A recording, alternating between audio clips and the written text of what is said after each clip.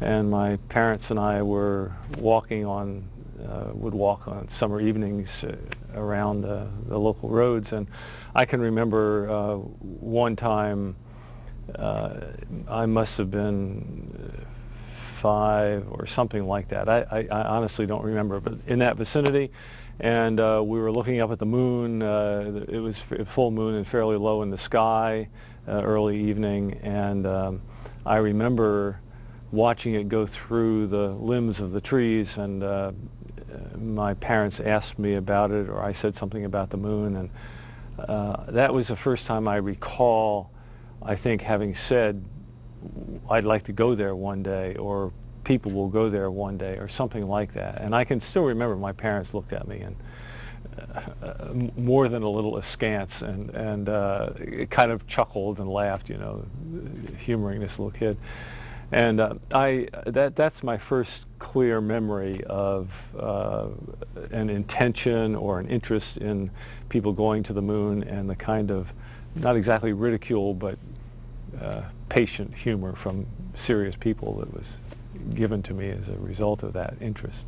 I was always interested in airplanes, and happened to live in New Jersey on the shore, probably 20 miles from Lakehurst Naval Air Station in New Jersey. And as a result, and this was of course in the days of the early days of World War II, and there were lots and lots of airplanes flying around, dogfighting in the sky all the time. There were blimps around. In fact, Lakehurst was, in not just my life but my father's life, he actually snuck onto the property at Lakehurst and watched the Hindenburg came in the day that it burned up. So it was, you know, interesting stuff. But in any case, the sky was always filled with airplanes, and as a result, I used to identify all, you know, that's a Hellcat, that's a, you know, I can't remember, an Avenger, and blah, blah, blah, you know.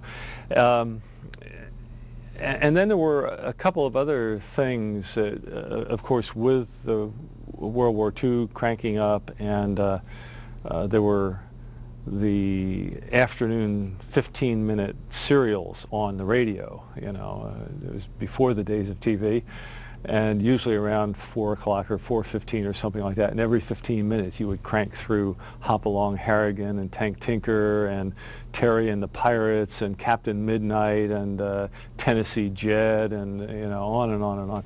So I would regularly listen to these, and in reflection on that, my interest in flying airplanes, Hop Harrigan and Tank Tinker were an Air Force pilot and his mechanic, if I remember right, and of course Captain Midnight, you know. So there were those things, and of course Buck Rogers and things of that kind I would see once in a while. All of those, I think, made something of an impression. In addition, I was always interested from the time I can remember in science, and astronomy in particular was very interesting to me. Which came first, I don't know. And then strangely influential in my life was an uncle who lived nearby, and I would basically see him every weekend because he would come visit we lived with my grandparents, and he was my aunt's husband. She was my grandparents' daughter. And they would come by, and Uncle Gus would always, I mean, every week he would ask me the same question, you know, what do you want to be when you grow up?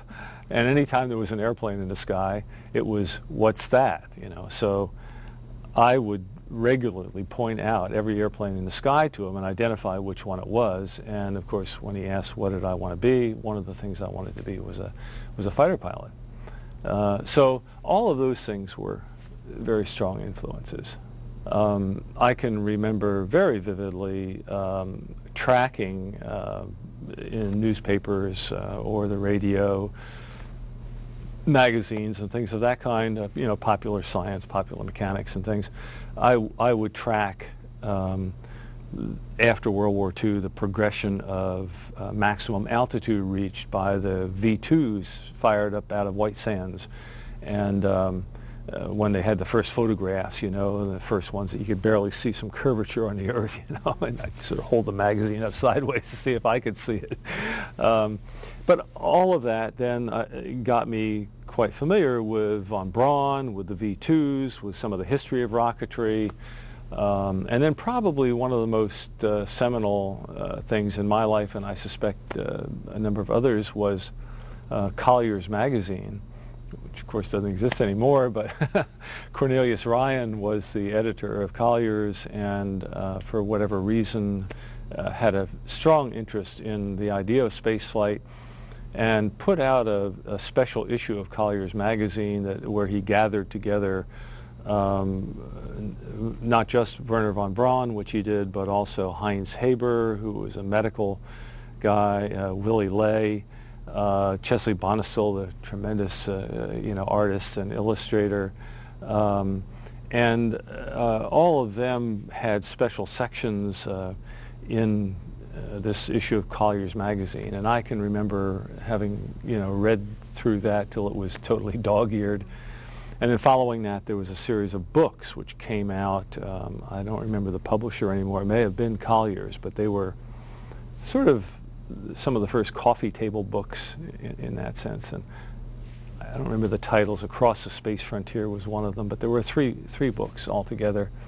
And they went into fairly detailed technical and design questions and issues, as well as having dramatic Chesley Bonestell imaginative artwork. But those were all strong influences, and those all occurred throughout high school, and I think maybe the third of that series of books I just mentioned came out about the time that I was a freshman at MIT, which was in 1952. So those were all influential things in my shaping my early interest. Well, again, because I had been tracking the V2 and everything else, I was very familiar with very familiar, let me say, as a kid. Obviously, I wasn't technically involved in it, but as a lay person at the time, I was very interested in and tracking the development of the Vanguard and the U.S. attempt at putting up the first satellite. And obviously there was some disappointment with the Russians getting Sputnik up first, but it was clear that there was a race on, and that we were having some troubles and who was going to make it first, and they made it first. Well, that along with the first man flight, all the rest of it, didn't mean a lot to me in terms of patriotism. What it really meant more than anything else was, hey, we're really going to go now. I mean, here's competition, here's some real stimulus to keep things moving. So I was as happy that anybody got one up there. I would like to have been ours, but big deal. I was a lot more interested in the exploration and development of space capability regardless. There was no question the U.S. was going to be a major part of it. We ended up starting out a little behind the curve, but that stimulated us a good bit. Well, again, because of my interest in aeronautics, airplanes and things of that kind, I mean, I really had two interests in a sense. I guess from the time I was 7, 8 years old, something like that, I had a Chemcraft chemistry set. I guess every kid did. And I had a little place on the second floor of one of the buildings on our farm that was my laboratory, right? And I'd mix things, and the smoke would come out, and occasionally I'd blow something up. So chemistry was also an interest, but it was an interest that was about as deep as a Chemcraft chem set takes you. And when I went to MIT in my freshman year, I enrolled in chemical engineering. By the second term at MIT, I decided chemistry was not really for me, and I went to what was my second technical interest, which was the aeronautics, and of course that was really much more a much more deep interest. Chemistry was after that never of any real interest whatsoever. So it was really my second term at MIT that I went into aeronautical engineering, And that led me on, again, because I wanted to be a pilot. I also joined the Air Force ROTC at MIT and went all the way through MIT in ROTC and ended up being the commander of the Corps, I guess, or whatever by the time I was a senior. But and of course from there that led directly into my active Air Force, the beginning of my active Air Force duty as soon as I graduated from MIT in '56. Now there's a lot of time between there. I mean, I went into the Air Force as a fighter and worked my way through fighter pilot training and then active duty in the Philippines flying F-100s. I spent 4 years, and then due to an administrative fluke, I ended up with a really crappy assignment when I came back from the Philippine Islands, which then gave me the best excuse in the world to get out of the Air Force. I wasn't interested in it as a career anyway. I wanted to get my advanced degrees. So having that bad assignment just made it perfect. I immediately started working my exit strategy from the Air Force the first time. Went back to MIT in 1960, in the fall of '60, to enter graduate studies. It had then shifted at MIT from aeronautical engineering to the Department of Aeronautics and Astronautics. So they were beginning to move astronautics into and meld it with aeronautics, which was great for me. I also, because I needed the money and wanted to keep up my flying, I joined the Air National Guard in Massachusetts. And so I was a weekend warrior. I would fly in the evenings during the week. I would fly on the weekends. Somehow I had enough time for my family, but I had 3 jobs, keeping food on the table and everything else. At that point I had 3 kids, and but my wife was pregnant again, and the Berlin Wall went up. I guess it must have been somewhere around the summer of 1961. And by the fall of 1961, President Kennedy had activated the reserves, the Air National Guard in particular, and our outfit being from Massachusetts, and he was from Massachusetts, he had to call up his own state. And so our guard unit was activated, and in the fall of 1961, I went back into active duty in the Air Force and deployed over to Europe. Spent a year over there, saving the world, came back in '62 to pick up my MIT graduate work. And during that time, and we'll talk about that, but during that time I had really made up my mind. That was, again, the era of Mercury and Alan Shepard and John Glenn as a first flyer, first orbiter. And by the time I came back to MIT that fall of 1962, I had made up my mind I wanted to be an astronaut. And then in 1963, early '63, in the spring, the applications were open for the 3rd group of astronauts. And that was what I was shooting for, and I then applied in that 3rd selection. Well, that was a big issue. We'll talk, I'm sure, about what made me decide I wanted to be an astronaut at that point. But let's go to that application. I mean, the big question for me when I came back off active duty and resumed my graduate studies was, how was I going to qualify to be an astronaut? Because I had all of the academic credentials that I was going to need, and I was pretty aware of that. But the first 2 groups had a mandatory requirement of being test pilot, and the question was, how was I going to get to be a test pilot? Because I assumed that would continue. That was a serious challenge because as a civilian, it's not easy to become a test pilot. It's not something you just can decide to do and easily accomplish. And I was debating, do I have to go back in the Air Force in order to somehow pull this off and get into test pilot school, or how am I going to work this? And that was a bit of a quandary.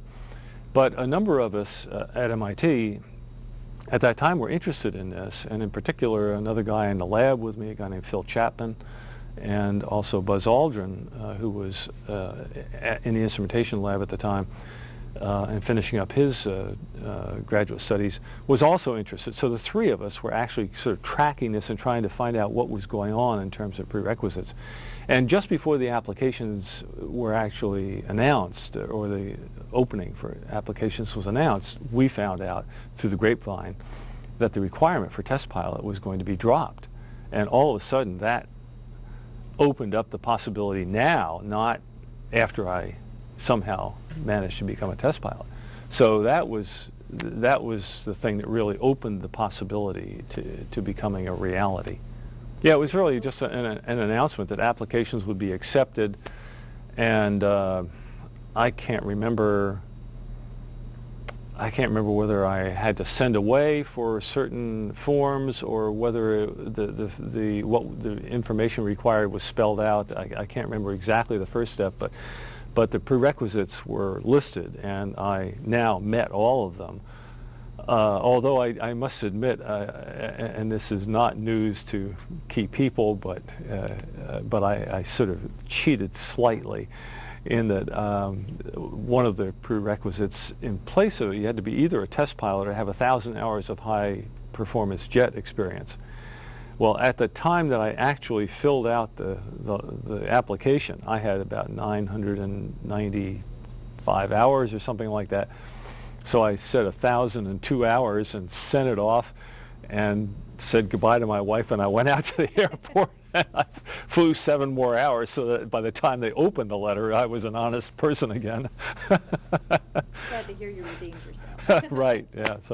So it was okay. It wasn't the postmark date, it was the day they opened it. Then, yeah, well, of course, the selection process, goes for months. I don't know that we're 4 or 5 different hurdles in it. And, each time I would get the notice that I made that step into selection, it was an amazing surprise. And so that went through to the final step in the selection, which was really the interview processes here at JSC, before it was, in fact, before JSC existed, but here in Houston, let me put it that way, at the Manned Space, what was then the Manned Space Center.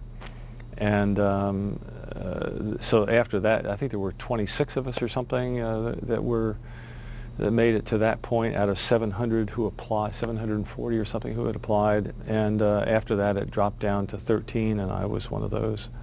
So it was a great moment when I received a call from Deke Slayton, and asking if I was still interested in being an astronaut.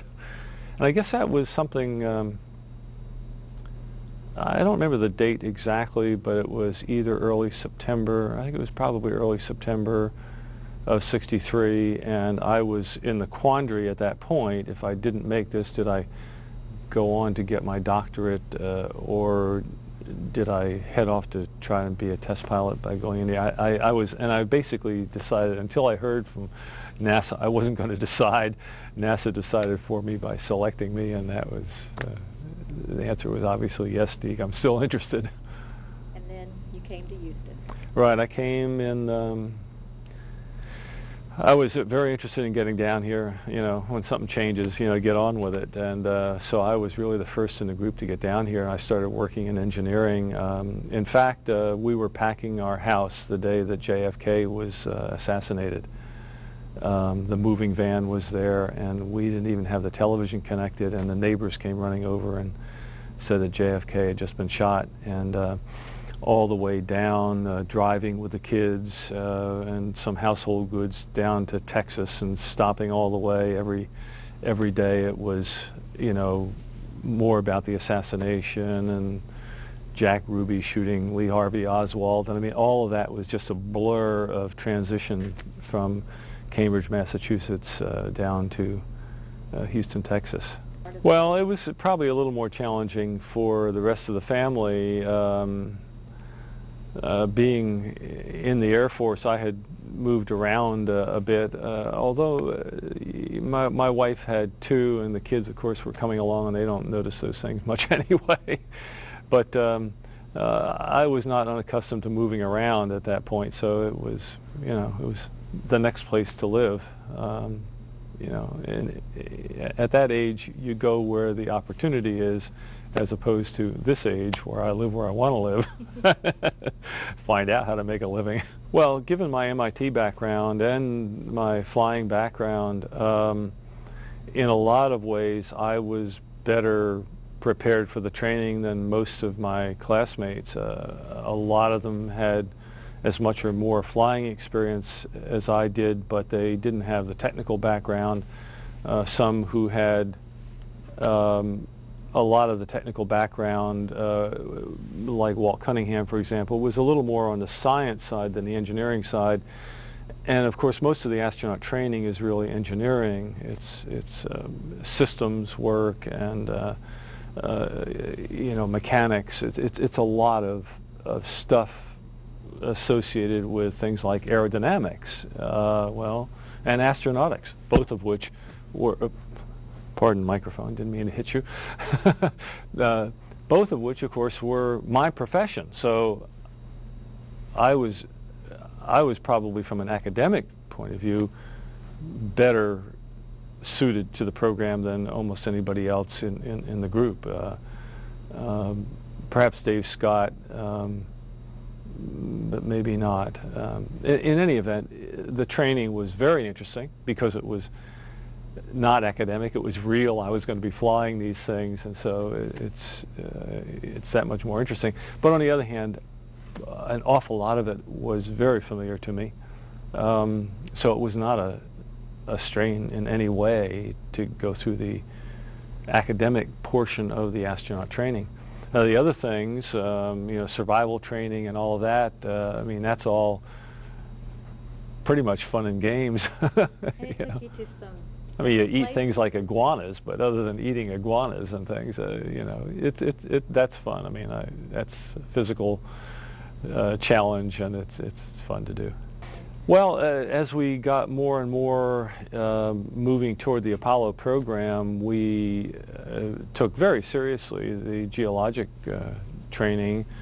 The big question, as you recall, in those days was, we're going to end up on the moon with all these craters, and what are they? Are they really impacts from meteorites, or are they volcanoes? Are they volcanic craters as a result of thermal activity internal to the moon, or a mix of them, and are we going to be able to tell the difference? And so we spent a lot of time in field geology and visiting terrific places. The Pinacate area in Mexico, up in Alaska, all over the western part of the United States, in Hawaii, volcano observatory in Hawaii, and traipsing all around the volcanoes there, Iceland. So we had an excellent graduate level field geology training course, and it was terrific. And I love that kind of thing anyway. So to me, it was like water to a duck. I loved it. Well, once the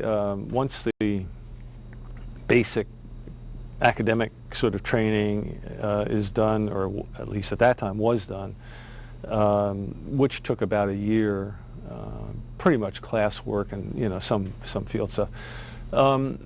Then one in the astronaut office in those days would pick up special assignments, technical assignments, as well as sort of doing maintenance level on training and specialized things. I at first picked up oversight of the Gemini scientific and medical experiments that were assigned to the Gemini program. And that seemed a natural because of my background at MIT, and it was a subject of interest to me anyway. The scientific experiments were, to me, an essential part of the program. We were not going into space only to just go into space, but to learn as much as we could, not only about space, but about the Earth, about the solar system. So to me, the knowledge to be gained by going into space was the real goal. Getting into space was the necessary precursor in order to really accomplish that goal. So I was quite interested in the scientific experiments, and in fact I was, in an academic way, interested in the medical experiments as well. So I oversaw both of those and the development of them for the Gemini program. And that put me in an interesting position because, as you know, there was a fair amount of tension between the astronauts and the doctors, because the astronauts were not just astronauts who would perform experiments, but they were the guinea pigs and the subjects that the doctors had to experiment with, the only guinea pigs that the doctors had at the time. Almost the only guinea pigs. Well, there were a lot of the astronauts who were not nearly as interested in the scientific results as I was, and they had been poked and probed before I had gotten there, and as I caught up with them in being poked and probed, I began to be a little more sympathetic to some of the resistance to what was going on with the medical experiments. And at the same time, I was also sympathetic to the science, so that I found myself trying to bridge between those, my group of astronauts and the group of doctors and scientists. And I did a better job bridging with the scientists than I did with the doctors, because the doctors were intrusive. And from time to time they got they would basically be about as intrusive as somebody would let them be. And so I became sort of the front line between people, especially like Gus Grissom and Al Shepard in particular. Gus was really pretty short with the doctors. Wally as well, but Wally had a big enough mouth that he took care of himself. So I tried to bridge that gap and keep peace, and at the same time get some things done as much as could be done. Gus at first, Gus and I came to really love each other. I mean, we really liked each other a great deal by the time we got done, which was when he got killed. But at first, Gus saw me as a scientist and as a fink. I mean, I was a doctor. I was almost a doctor myself, as far as Gus was concerned, and he misunderstood. If I said anything slightly ambiguous, Gus would always bias on the negative side. I mean, so Gus almost went out of his way to misunderstand me at first, and as a result, there was a lot of early tension there. Then later on, we were assigned to the same crew. I was assigned to his backup crew on the first Apollo mission, and we got to know each other a lot better. And as I said, we came to really appreciate each other a great deal, even though we were two quite different personalities. But we, thank heaven, overcame that early problem. But it was a tight situation early on, because, as I say, the doctors would basically go as far as until they got their knuckles wrapped, and I can't blame them. I mean, their interest was in getting as much information as they could, but from time to time, it spilled over into filling academic squares and being able to write a learned paper much more than it had to do with, in fact, learning essential medical information to further the development of space flight and humans in space. And when it started getting over on that side, I got pretty hard myself on the doctors. So I tried to make sure that what was being done had a very clear purpose in terms of space medical research and not just furthering somebody's academic credentials. I went from that role to overseeing the guidance and navigation systems for Apollo. In particular, the onboard computers and the general GNN, guidance and navigation development for Apollo. And that took me right back to MIT, who were responsible for the instrumentation lab, or what became the Draper lab at MIT, were the prime contractor, and Honeywell and AC Sparkplug at that time in supporting roles, but led by MIT. So that put me right back in very familiar territory and right back into the middle of my academic work as well, and engineering work. And that was very, very interesting. And of course, through that, I came to know much more closely a lot of the other people that eventually I worked very closely with, like Pete Conrad and Jim McDivitt and others. So it was that was a natural assignment again, and very interesting. I don't remember. I had to still be in that role at some point. And I don't, again, the timing is not vivid in my mind, but somewhere in that period, Pete Conrad shifted over and took over that responsibility of the guidance and navigation system.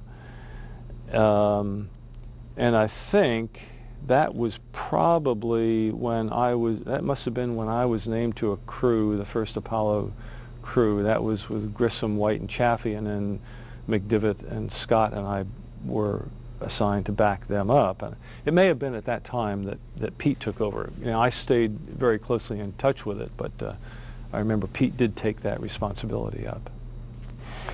Well, you know, being a backup crew is the same as being a prime crew, you know, until very close to the flight and until flight day. But I mean, there's no difference between you for 95% of the training. It's only that as you get right down before flight that it's pretty clear that the prime crew is going to fly unless you can break somebody's leg, you know, late in the game.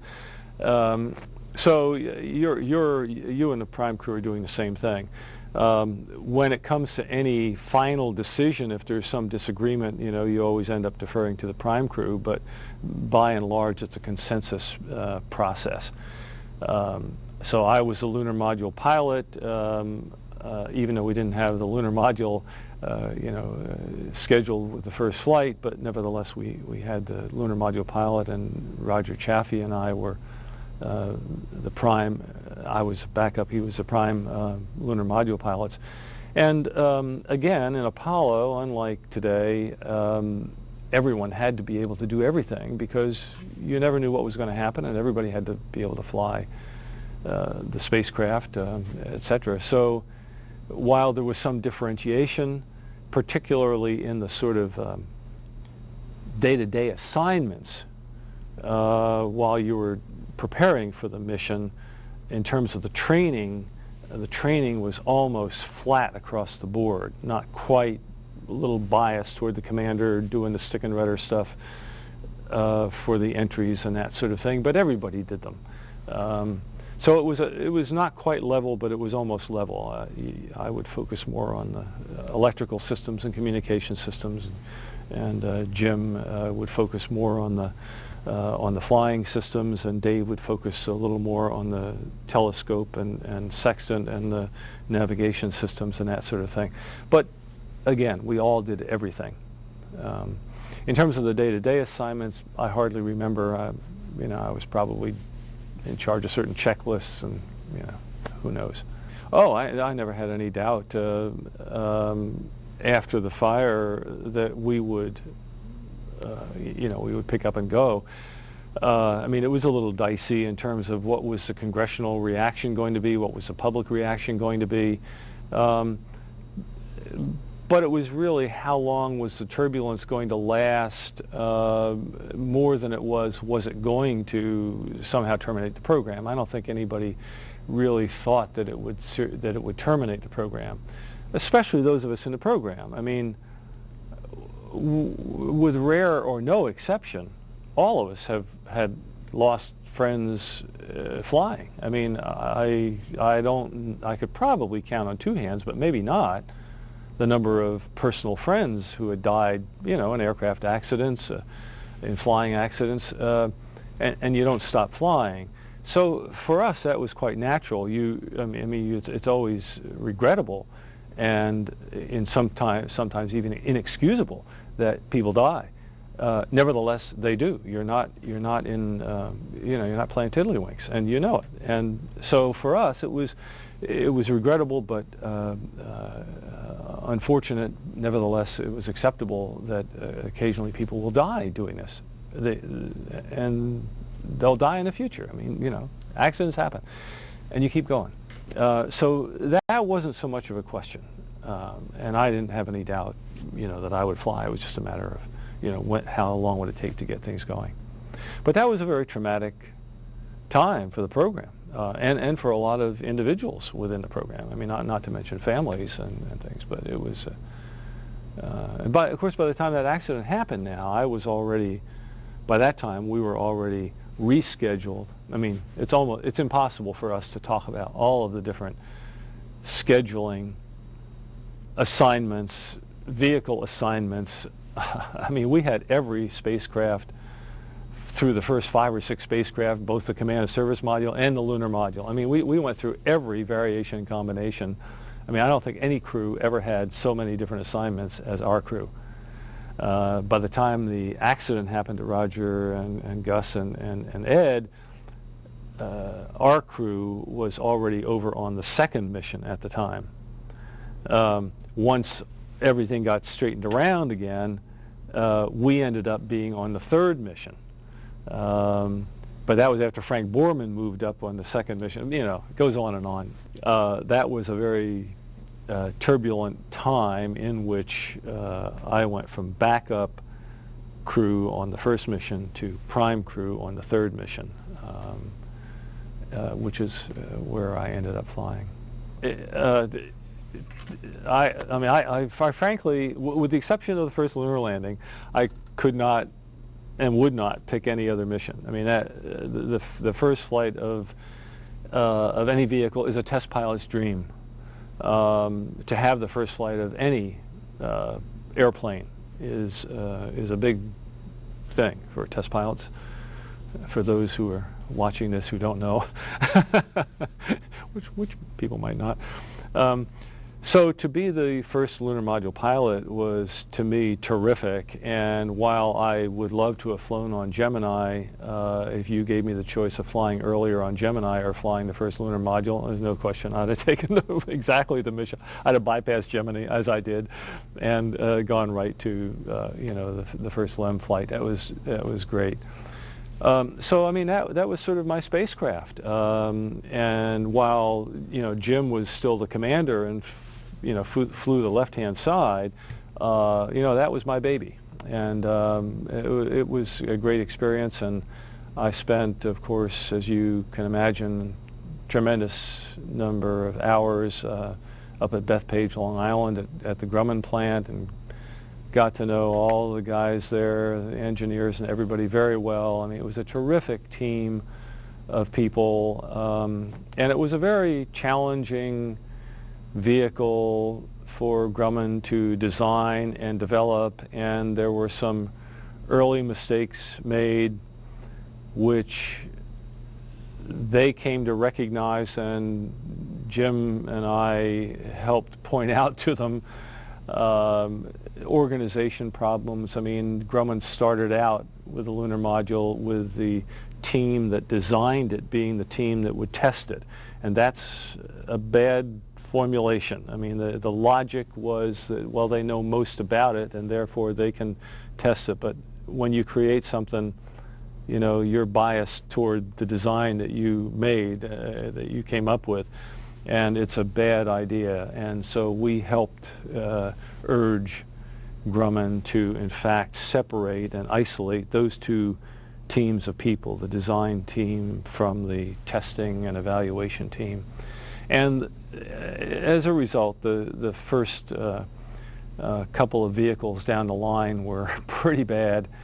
And one of the big decisions that we were in the middle of in those days, notwithstanding the tremendous challenge of getting to the moon and back before the end of the decade, which was a very palpable thing,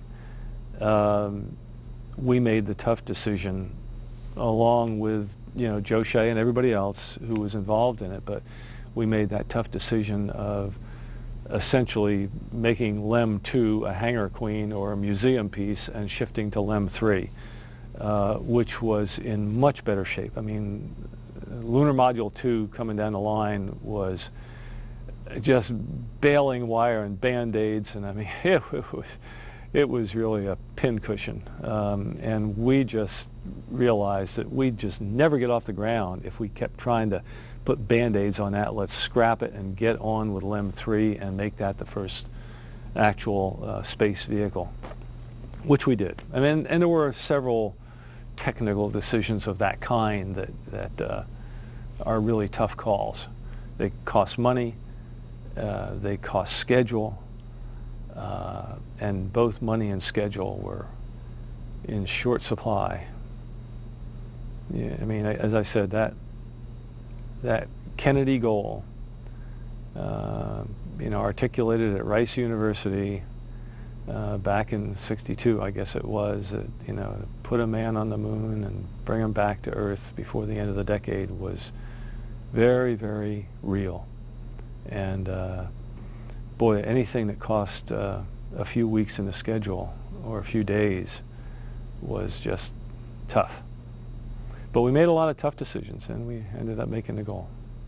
Confident in. Well, it was a very good decision. It was an excellent decision. We were really scheduled for the second mission, but again, because of the LEM 2 problems, I mean, we just kept running into problem after problem after problem in the testing and evaluating of the lunar module, and the systems were just giving all kinds of problems, and integrating the systems was really havoc. And so the LEM kept moving to the right, and the calendar sits there, and the deadline is there, and Frank, and I don't even know who all was involved in it, but certainly Frank was a heavy player in that game, and he just saw a great opportunity for him to get to be the first guy around the backside of the moon.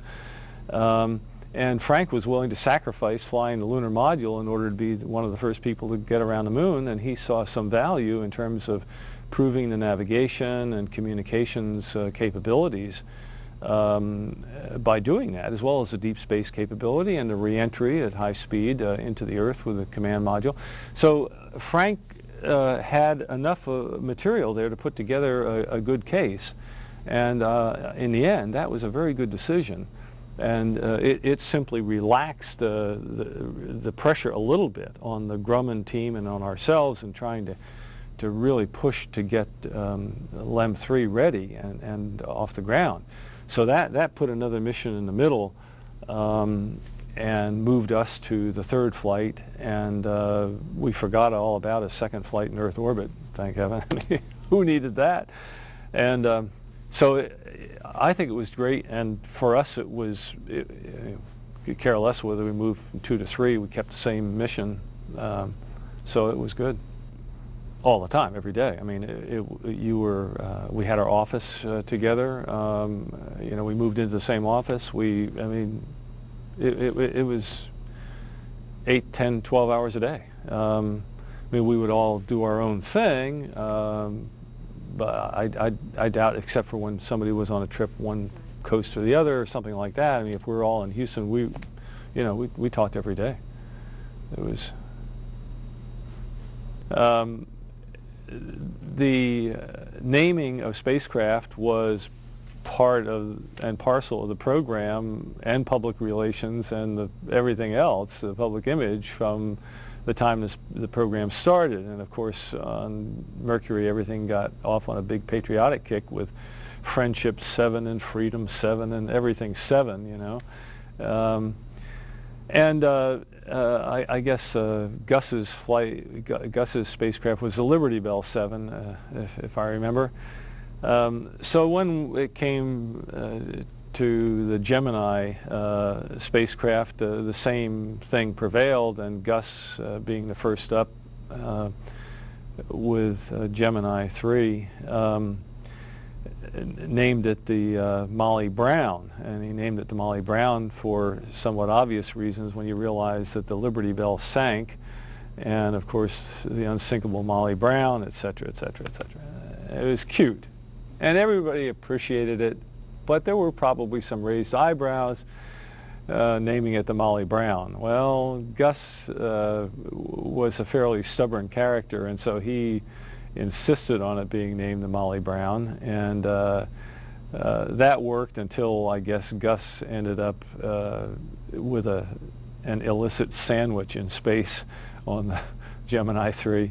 And after that, the edict came down from NASA headquarters that there would be no more names for spacecraft, that things would be Gemini and GT, GT, what was T? I can't remember what the T was.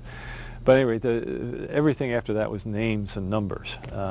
So it became Gemini 4 and Gemini 5, 6 and 7, or Gemini 67 for the combined mission, et cetera, and everything was numbers. Well, here we are coming along with Apollo, and of course the first Apollo mission for getting the fire, et cetera, became Apollo 7 with Wally and Don Isley and Walt Cunningham, and then Apollo 8, of course, went out around the moon with Frank Borman, Jim Lovell, and Bill Anders, and then came Apollo 9.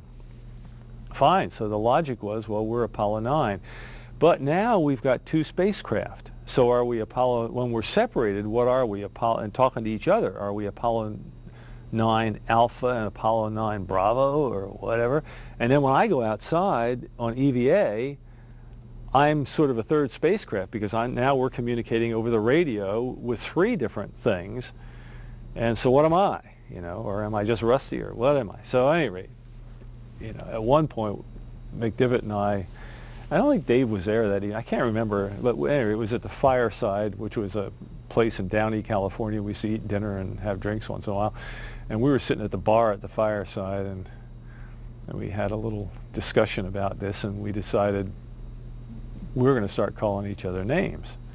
So we became, and we figured, we can't make it anything humorous. It's got to be something very obvious that bland, that nobody can complain about, But we needed to have call signs so that we could, there wasn't going to be any ambiguity, Did somebody mishear a call from the ground and get the wrong suffix and do something wrong? We wanted clear and distinct names.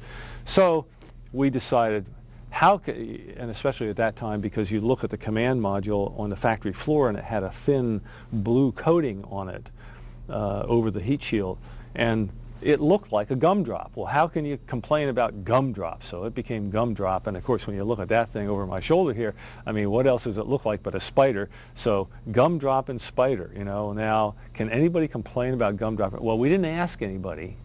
We just started using it in the simulations, And as we got closer and closer to flight, Mission Control started using it. And then when I went outside, logical, right? Red Rover, because I had to cross over from one spacecraft to the other. So Red Rover, come over, right? So it became Red Rover, Gumdrop, and Spider. And we didn't ask anybody. We didn't tell anybody. We just started doing it. And it stuck. And from then on, in Apollo, the names came back in. So that's the story of named spacecraft. We really didn't, but I guess our throats were a little redder than normal, and there was some concern in the doctors that we might have developed colds, and we didn't, so we flew a little later, but it put us on March 3rd instead of February 28th or whatever the original date was, and kept a lot of our friends and neighbors and families down at the Cape for an extended vacation to watch the launch. The big day finally came, and your main emotion, at least for me, was at last. I mean, you go through so many simulations and so much training, and you're sitting on top of that spacecraft so many times, and it seems like it's just never going to happen. And especially in our case, because we were a crew for so long, and with the fire and everything else. I mean, just on and on and on. It just seemed like we were never going to fly, and then here it was finally. The day is there, and you're going to fly. So, but by that time you're very used to it. What's new, of course, is in the end weightlessness. But instead of just the noise, now you're getting the vibration and that kind of thing. But during the countdown, people don't understand it. But you doze off during the countdown. You're laying there. You got up early anyway. Somebody's talking to somebody else, and you're just laying there with the soft whoosh of the air in the suit coming over you, you know. So you doze off, you know, and people go, they think you're crazy. How can you sleep when you're about to be thrown into space? You know, you sleep. But at any rate, it was basically an uneventful launch. In fact, it was uneventful. Everything went perfectly normal, except for one thing. That's right. Dave and I mean, we were all very aware of the possibility of having to get out of that spacecraft real fast on the pad before launch in case something went wrong, any kind of a fire or an emergency. And, you know, you practice a lot, but your life could depend upon getting out that spacecraft hatch, which means you got a lot of things to throw, switches and pump the handle, and you know, you got a lot of things that you got to do real fast if that happens. So after Gunnar Vent tightened us into spacecraft and tightened down the shoulder harnesses and really strapped us in so that we could not even move. And first of all, you can't have your freedom of motion. With Dave sitting here and Jim next to him, Dave and I had to make a choice. Was my left arm under his right arm, or was my left arm over his right arm? And from time to time we'd sort of switch because I had something to do or he had something to do. But you couldn't get, you know, those three suits and those three bodies together in those seats side by side and still have full freedom of motion. So as soon as the hatch got closed and locked and Gunnar stopped looking through the window, Dave and I loosened up our shoulder harnesses a little bit. I mean, not a lot, but we loosened them a little so that we could move around a little more easily and also give us a little more flexibility in case we had to get out of there.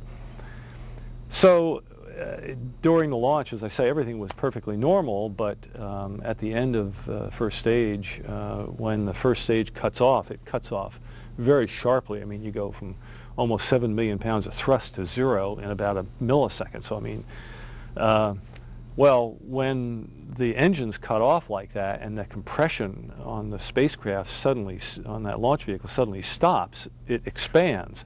And of course, when it expands, the front end goes forward and it threw Dave and I up toward through all three of us, up toward the instrument panel. But Dave and I had our shoulder harnesses loose. So we went like that right up, and our helmets stopped probably an inch from the instrument panel. And I remember both of us sort of looked over at each other and went, we better tell the next guys not to do that. And then we had a little confusion after, immediately in orbit. Jim and Dave traded places because Dave had more docking experience and would be responsible for the docking. And so Dave slipped over into the left-hand couch. And when we separated from the lunar module and turned around to dock with the top of the lunar module,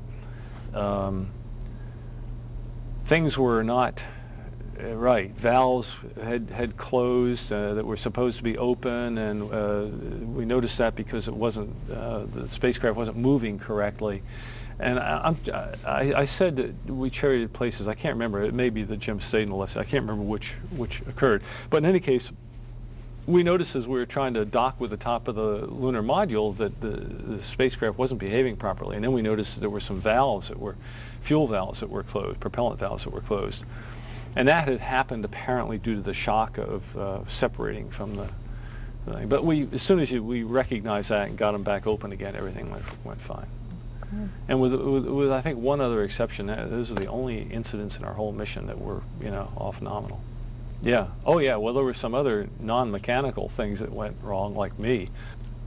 The first 2 days were really checking out the command service module and, in particular, the docked combination with the lunar module. And this was the first time that there had ever been two spacecraft docked together, maneuvering in space. And there were obviously structural questions, or let me say structural design characteristics to be demonstrated and proven in terms of the flexibility or the rigidity of the tunnel and docking latches and all sorts of stress and strain kinds of questions and dynamics as you start maneuvering the command and service module, you know, what are the dynamics on the lunar module. So there were a lot of things, engineering tests that we were doing, both just during coasting flight and also during short burns with the service module engine, the SPS. A lot of that was going on in the first 2 days. I was basically strapped into the right-hand couch and reading checklists and, you know, taking pictures and that sort of thing. You know, the lunar module was not going to be activated until the third day. And I knew, while Frank Borman had been very uncooperative and had never gone through any medical tests and even denied at first that he'd gotten sick in space on Apollo 8, it was well known in the astronaut corps that, you know, Frank had barfed and more than once, but he essentially refused to take any tests and blamed it on second all and all kinds of stuff, which is pure BS. But as a result of that, we all became a little more heightened toward it, although the Russians had a fairly strong record that people would get sick in space. Up until Apollo 8, we had actually not experienced it. Our spacecraft were smaller, we were much more restricted, and on Apollo 7 no one reported any problem. But on Apollo 8, Frank had gotten sick. But for all kinds of reasons, which are Frank's, you know, he wouldn't really come forward with it. He didn't do any tests afterward. And so we didn't know a lot about it, but I was fairly cautious because I would get sick on the zero-G airplane, our affectionately dubbed Vomit Comet, which I'm sure you've heard about before. After successive parabolas, it's a very sickening experience and a challenging one for motion disturbance. And so I knew from that and from a few episodes of seasickness that, you know, I was susceptible to motion sickness. So my whole modus operandi, my prophylactic activity there was to keep my head as still as possible and not to move around a lot. And I figured, great, that, you know, and it's well known that that's a way to avoid motion sickness if you're sensitive to it. And not having much to do physically on the first 2 days of the flight of the mission, I had that option. So great. What we didn't know, partly because Frank wasn't willing to take any tests, was that what you do by doing that is simply delay adaptation. You don't adapt by doing nothing. You avoid sickness, and if you can come down and get out of the motion environment, that's fine. But if you're going to adapt to that environment, then that's not a very smart thing to do, because what you're doing is delaying your adaptation process. Well, of course, we didn't know that. So then, on the third day of the mission, when it's time for me to go into action, that's really the first time when I'm moving around. And the first thing I've got to do is get into the spacesuit early in the morning, and getting into the spacesuit is a real contortionist challenge. And so I got into the spacesuit, in which you have to double over. I mean, it's very interesting. I used to love to do it, and I could get into the suit as well as anybody, or better than almost all people, because I was also doing some of the early suit work. So I was pretty good at getting in and out of the suit just by myself. But it's still tough, and you're ducking down, you're moving around with your head a lot, you're in a confined space. So when I came up and sort of popped my head through the suit and stood up and started zipping up the suit, I was not feeling too well. And this was early in the morning before getting ready to go into the lunar module. And I sort of slowed down to try and take it easy, but once that process of malaise starts going, you know, it kind of has a natural dynamic. And so suddenly I had to barf, and I'm grabbing for a bag and barfed in the bag, and I mean, that's not a good feeling. But of course you feel better after you barf. I mean, like anytime you get motion sickness, you feel better after it, but you don't like to do it. And of course, that was sort of a warning shot. I mean, you know, whoa, we got a problem here. And that's my silent question, and it's Dave's and Jim's as well. So then I go over into the lunar module, and that's also a challenge because now you're going from an environment that you're used to in the command module where that's up. Now you go over into the lunar module. Well, in the lunar module, you're used to that being up, but now they're 180 degrees. So you're used to being up, and when you go over there, it's down.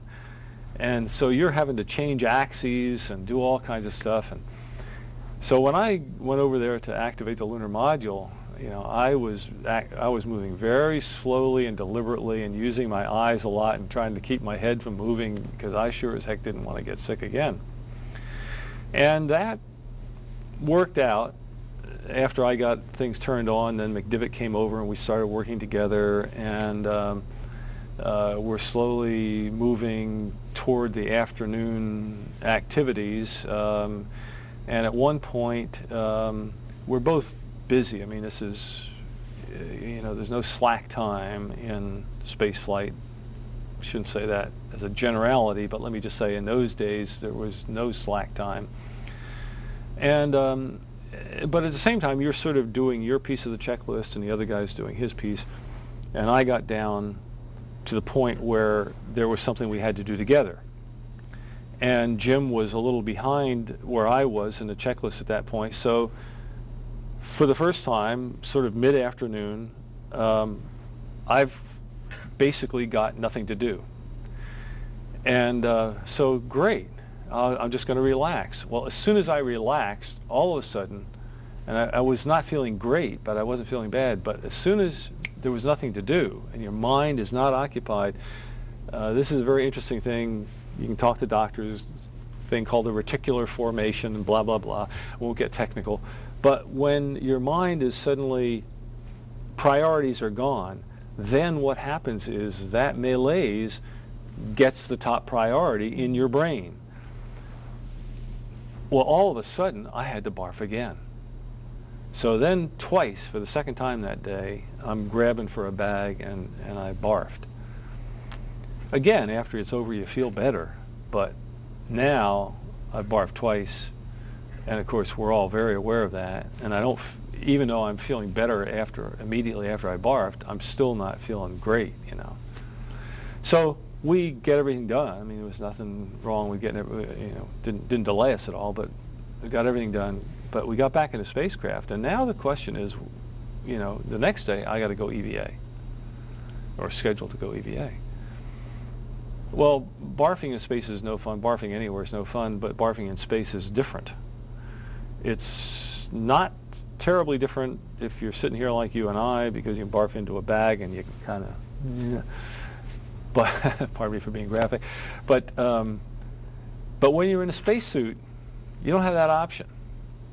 You got the helmet on, you're locked in a spacesuit, your hands are out at the end of these gloves, you can't pull them in and do something here. And so if you barf in weightlessness in a spacesuit, you die. I mean, it's that simple, because you can't get that sticky stuff away from your mouth. It doesn't go down into the suit, it just floats right there, and you have no way of getting it away from your nose or your mouth so that you can breathe, and you are going to die. So being aware of that, although we never talk about it, but I mean, it's an obvious thing, and I'm not feeling that great. Jim decides, we're talking about it, but Jim decides, well, we'll cancel the actual EVA tomorrow. We'll go right up to the point of depressurizing the hatch. I mean, I still have the helmet on, do all the checkout on the portable life support system, the whole thing. But when it comes time to actually depressurize the lunar module, we'll simulate depressurizing, assume that you've been outside, that you've come back in, and we've just repressurized it, and then we'll pick up all of the checklists and everything from there. So we'll get all the tests and checkout and all the procedures and make sure we'll get as much done as we possibly can, but we're not actually going to do the EVA.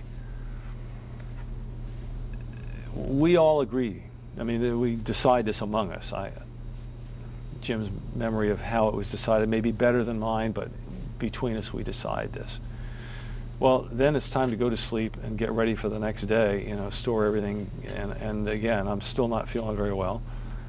And of course now, I've just been the cause of not doing the EVA, which means that the portable life support system really isn't checked out the way it was supposed to be checked out. So it's not really ready for the lunar surface missions. And are we going to run into some problems? This is already March of 1969. That 20-year, the end of the decade, is coming right up. Am I going to get so sick that am I going to remain sick? Are we going to have to actually abort the mission and the whole rest of the mission is in fact? Are we not going to be able to do the rendezvous? Or is this basically a wasted mission because Schweikart's barfing? That's all going through my mind as I'm trying to go to sleep that night. That's about the lowest point in my life. So getting to sleep was it's never an easy task in space, but it was particularly difficult that night. So we get up in the morning, and we decided, because we were also going to bed late, just because of busyness, that we would sleep for an extra, since I was not going to go EVA, we were not going to go EVA the next day, we just lop off an hour out of it and say, okay, well, let's sleep for an extra hour, at least get some rest. So we slept, the ground didn't wake us up for, until an hour later than we were supposed to get up for the normal mission. Well, the next morning I felt a lot better, and we were going over in the lunar module and getting ready for doing what we decided to do, getting everything ready and moving around and checking this out and that out and the other thing. And I'm feeling considerably better. So somewhere maybe an hour before we were scheduled for the EVA, to that point, Jim looks at me and I'm looking at Jim, and we're obviously thinking the same thing. And he says, you're looking a lot better today. How you feeling? And I said, I'm feeling a lot better. And he said, well, it looks like it. So we kind of looked at each other and we said, well, let's just keep going and we'll see what happens. So we go through probably another 45 minutes till, maybe a half an hour before the scheduled EVA, 15, 20 minutes before it. Nothing's changing because we're doing everything as if I'm going out anyway. And so somewhere down there, 15 to 30 minutes before, or something like that, in the records, we look at each other again, and Jim says, how you feeling? I said, I'm feeling real good. He says, you think you're okay? I said, I think it's fine. And he looked at me, and we knew each other well enough, and he said, okay, let's do it. I said, right. Jim calls the ground and says, we're going out on the EVA. Surprise them. Right, off we go. And so from low to high, that was, as you can imagine, that EVA was more than just a normal EVA. That was just in 12 hours going from being as low as I've ever been to about as high as I've ever been. Well, it sort of peripherally relates to what I've just been saying, but the main thing during the EVA itself, first of all, we really had originally planned, I can't remember, it was about 2 hours, I think, for the EVA was originally planned, because we got out at the same place, I think. I can't remember exactly, but anyway, we ended up only being able to have about one daylight pass, 47 minutes outside, in order not to just have our late wake up and everything else propagate into following days, and really start screwing things up. So we just shortened the EVA to just the daylight pass. So it took it from almost an hour and a half or 2 hours down to 45, 47 minutes. But there was no question we could get everything done, because there wasn't all that much that had to be done, and we knew that the tasks could be done. So we retrieved the thermal samples. Dave and I were taking pictures of each other and things of that kind. And then the main task was to go up the front of the lunar module, this handrail, which is right there. If I can do it left-handed to right-handed. Anyway, that handrail goes up the front of the lunar module, and then it goes back over the top, and then up to the command module. And the main task in the EVA was to traverse up that handrail and over to the command module, to the open hatch there, where Dave Scott was taking movies of me doing that. The question was the combination of the suit and arm strength and the handrail good enough to maintain your body position so that you wouldn't sort of flop around if you had to make that traverse externally and run the risk of damaging the spacecraft or puncturing the suit on that antenna that's up there and things of that kind. So it was a mechanical task, and Dave was supposed to take movies of it so that we would document the stability of being able to do this. Well, I got up to about here on the handrail. I mean, literally, I just took my feet out of the golden slippers down here and started up the handrail, and I got 3 feet up the handrail, and Dave said, "Oh, the camera jammed." And so I stopped. And Jim said, "What's going on?" And Dave said, "Well, the movie camera just jammed. Let me see if I can unjam it." Well, we all knew enough about that camera to know what Dave had to go through. So Jim said, "Okay, Dave, you got 5 minutes. Rusty, don't go anywhere. Just stay right there." Yes, sir. So I stayed right there, except what I did was I just let go with my right hand, which was on top. And I just spun myself around with my left hand, and I mean, what I knew immediately was I don't have anything to do for 5 minutes. Well, you know, I could have gone through in my mind the checklist, or, you know, I knew that that was my chance to just say, "Hey, this is my opportunity to really appreciate, to really be here in space, just where I am." And so I just swung around, and while Dave was messing around with the camera, which he never did get fixed, I just spun around and I looked at the Earth, and I just said, my job right now is to just be a human being, just be a person. And I just, you know, I stopped being an astronaut. There I was, a human being in space, saying, absorb this, you know, just soak this up, just let it all come in, you know, no defenses, no, just ultimate vulnerability. And I just became a human being in space looking at this beautiful planet out there. The sun was over my shoulder, basically the full Earth there, the lunar module's over here now, you know, so I'm just looking out at the Earth. And that was, you know, that was really the high point. Now, the transition from the night before to that probably had a pretty dramatic effect. It was subconscious. It certainly wasn't a conscious effect. But, I mean, all of a sudden, you know, all of these questions, I mean, it's like, how did I get here? I mean, look where I am. How did I get here? And I mean, the obvious, I wasn't looking for answers. I wasn't even looking for questions. I was just looking to absorb it. But, you know, my mind started, these questions just started coming in, you know. And it wasn't that obvious question of how did I get here? I mean, yeah, Saturn V brought me here, right? I mean, that's not the answer. It wasn't even NASA, you know. And again, I'm not answering this at the time, but even without trying to think of it, you know, it's immediately obvious, you know. I'm here, this is a history thing. This is because humankind has gotten to this point where we develop these systems which enable us to live in environments which otherwise are unavailable to us. This is not just the American taxpayer. This is the history of humanity. This is everybody on the planet. And I'm just a representative. I mean, well, I'm here because of all of history, because all those people down there, because of science and technology and our animal tendencies to marry ourselves with machines to extend our capability and survivability, all of that. I mean, it was this huge philosophical big hit. And of course, right behind it, what do I mean when I say, who am I? You know, How did I get here? What does I mean? I'm not here. We're here. You know, I'm a farm kid from New Jersey.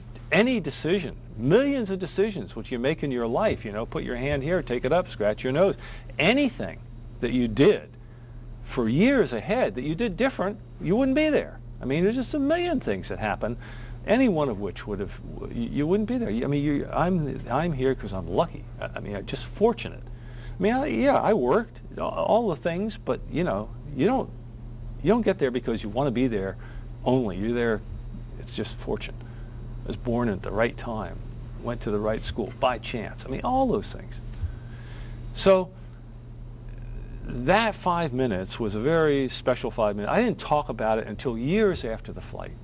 I mean, some of the guys hear me talk about this now, and they think I invented it or something.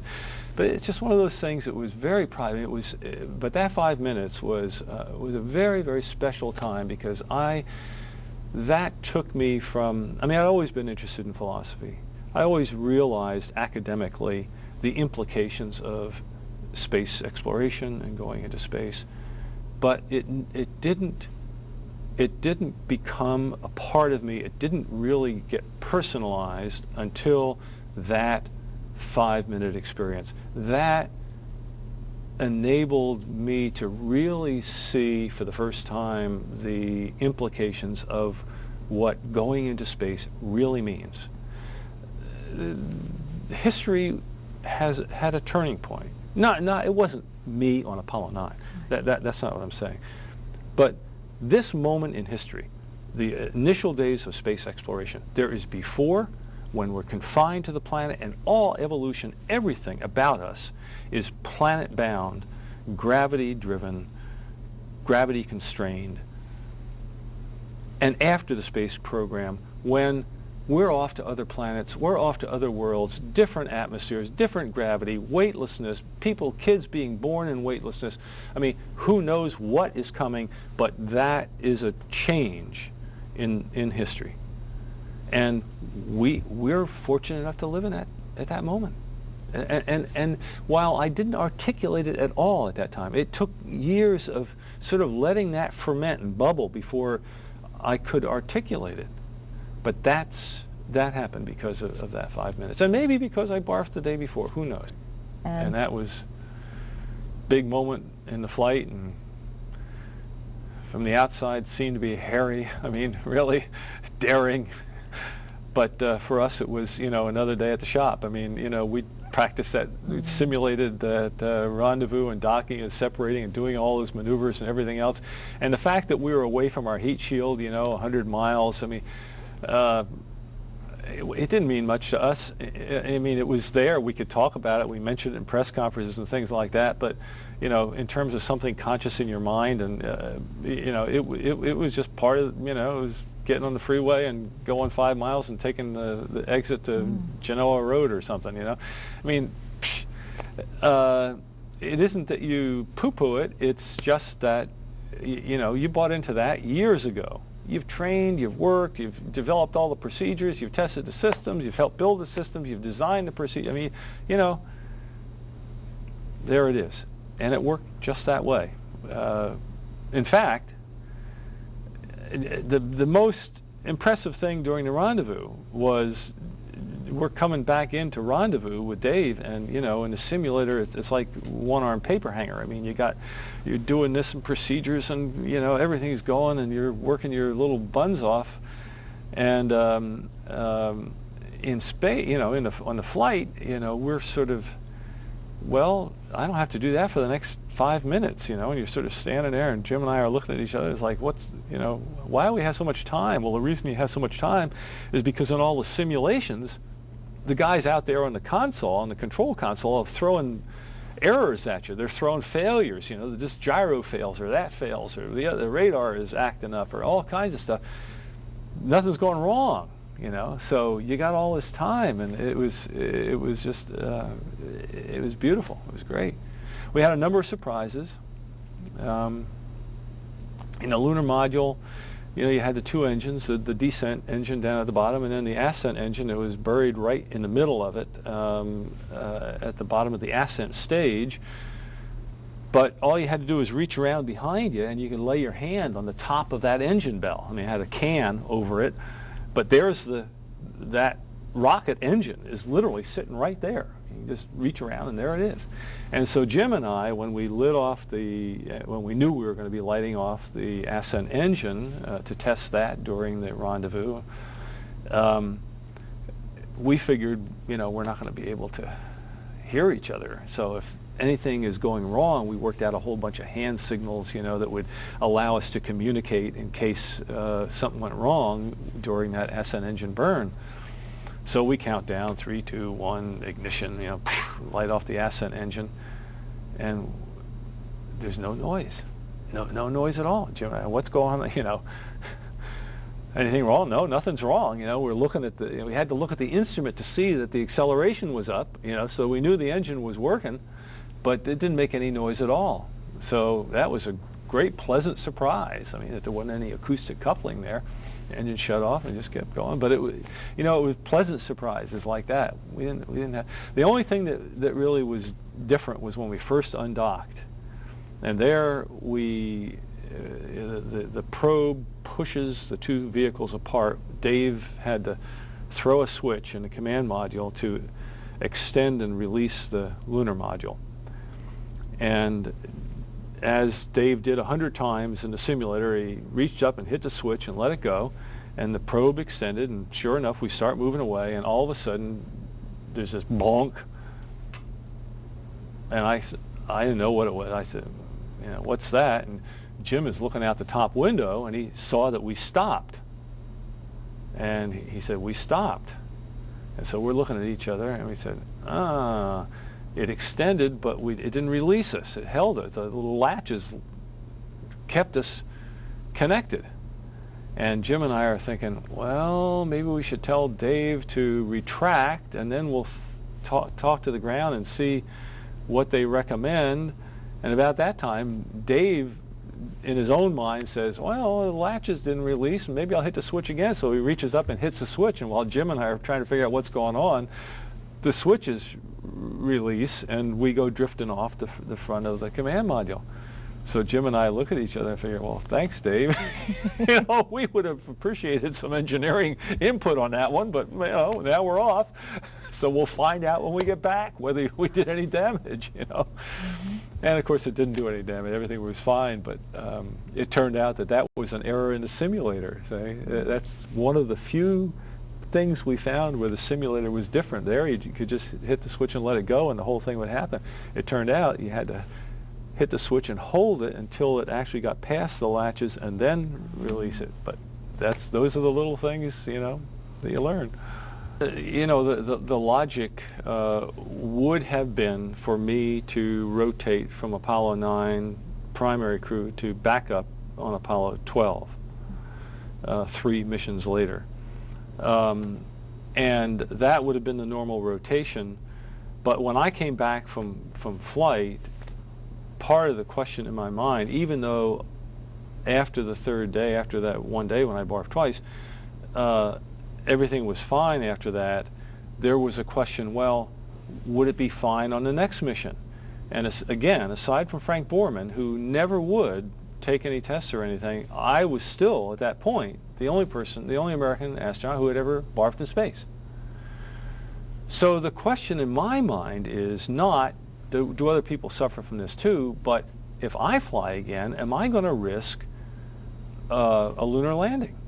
Do I risk not only having somehow to abort a mission to the moon because I'm sick, but do I risk physically my crewmates, etc.? So I really didn't know the answer to that, and I frankly wasn't confident one way or the other, and I figured part of my job at that point was to help NASA to learn as much as possible about motion sickness. So I did the opposite of Frank. I became, motion sickness guinea pig. I took every test. I went over to Pensacola, which is where the spinning rooms are and all kinds of stuff, and worked with Dr. Ash Graybeal and other people. I mean, I became the guinea pig, the poking the pin cushion that people stuck their pins in and their probes in and whatnot. And for probably, I don't know, I don't remember anymore, 6 months, something like that, I became, aside from public appearances and things of that kind, my main job was, learning as much as we could learn about motion sickness. And I hate to tell you, but, and the doctors would probably disagree with me because I always think they learned something, but frankly, we didn't learn that much, and we don't know that much about it today, to be honest with you. And now we accept it because so many more people have gotten sick. Almost 50% of people who go into space get sick. Well, at that time, I was one of 15 or 16, something like that at that time. So we didn't know that. Now it's, we don't think that much of it. And I clearly would have adapted, knowing what we know about it. I would have adapted, and I wouldn't have risked it. But by that time, the Apollo 12 backup crew had been selected, and so I missed out on that rotation. And then Al Shepard, for whatever reason, instead of putting me back on Apollo, put me onto Skylab. Well, I frankly would have preferred landing on the moon, but I wasn't one of Al's boys, and Al had his own agenda of who went where and whatnot, so I cycled into Skylab at the time. And I could hardly complain because I'm the one who basically called the shot that I really didn't want to be assigned to a flight until we knew more about motion sickness. So I sort of took myself out of the rotation in order for us to learn as much as we could, but that was never appreciated. I mean, motion sickness is something that weenies suffer, wimps suffer motion sickness, not real men. I mean, there was that macho aspect of it that was present in those days. It's much less the case now, but in those days that was a component of it. This is right stuff days, So, since I'm the one that did that, I just got reassigned when I decided I was ready to fly. I got reassigned to Skylab, and went on to back up Pete Conrad on the first Skylab mission. I mean, for me personally, there's certainly no question what the highlight was in terms of my personal reward. I mean, that was the EVA on Apollo 9, again, partly because of the sequence of circumstances, etc. In terms of my contribution to the program, I don't know. I like to think that I did a little bit of bridging between the science objectives and still at the same time respecting and supporting the operational objectives, and brought those two a little closer together. I mean, there was a real schism in those early days, and because of my background, my education, and the rest of it, I naturally sat across those two, and I had great respect for both sides and tried to bring people together on it. And to some extent, I was able to do that, but I don't think that there's no great credit because, frankly, aside from people on the inside, I don't think there was much recognition that existed. There's certainly no one decision I made or thing that I did. In something like Apollo, and people have heard it, the press has heard it, time and time and time again. Every crew says it when they come back from flight. That this has really been a team effort, that it takes everybody to make this thing work. The astronauts may end up being the personification of it, and they may get the glory, even though we don't necessarily even want it. You kind of have to learn to live with it, and some people do well at that and some don't.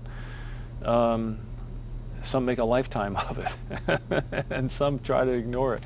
But it is a team effort, and I can hardly point to a decision that I made by myself or that anybody else made by himself, him in those days.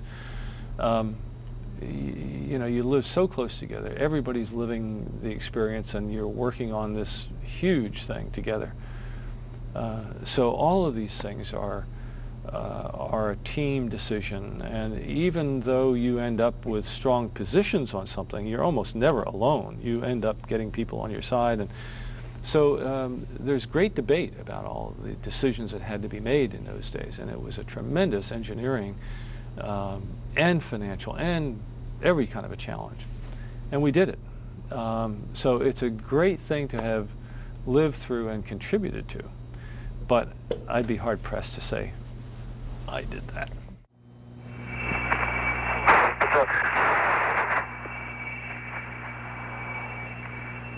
It looks like spectacular. Pretty neat, huh? Oh boy. Can you see me wiggling my toes? Sure can.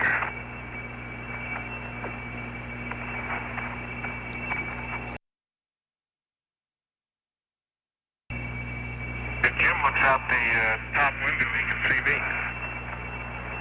Saw the way.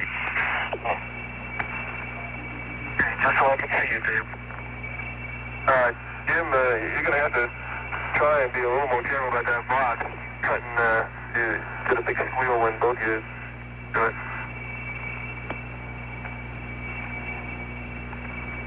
Oh, hey, I'm glad we stopped here to pull down my visor. Okay, I got the EVBA down. Oh, very good.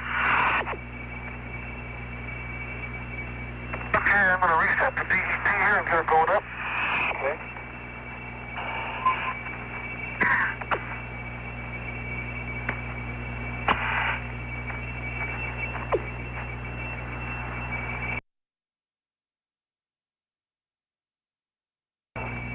What? The blue guy. Yeah, you really can't see it at night, can't you?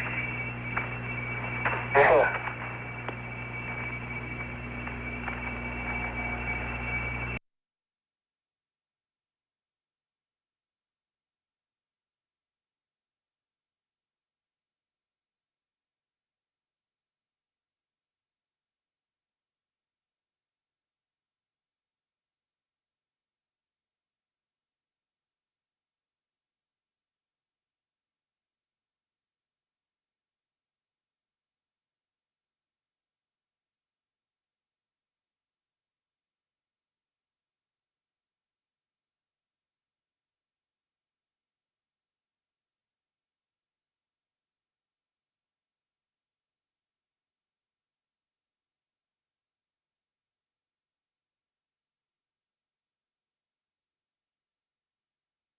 About over your left shoulder, how's that?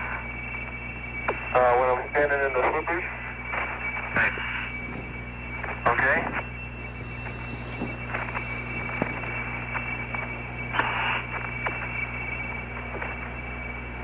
Get over there, Dave. Don't you hold wide deadband limit cycle? Yeah, I had to turn the limit cycle off. It was just banging too much.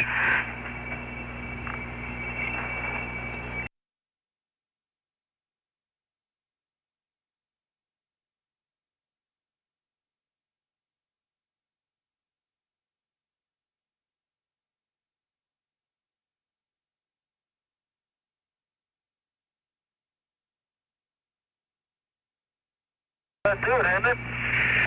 Yeah, it looks like it. Hey, Mr. Schweickart, proceed outdoors. Sure, you your camera on there, CMP? It's running. Okay. Proceeding on out.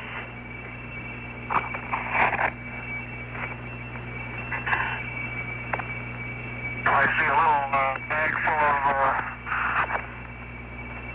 of floating away. Yeah, I missed that one. Okay. There's a red dot on it. It's probably mine. You missed that one.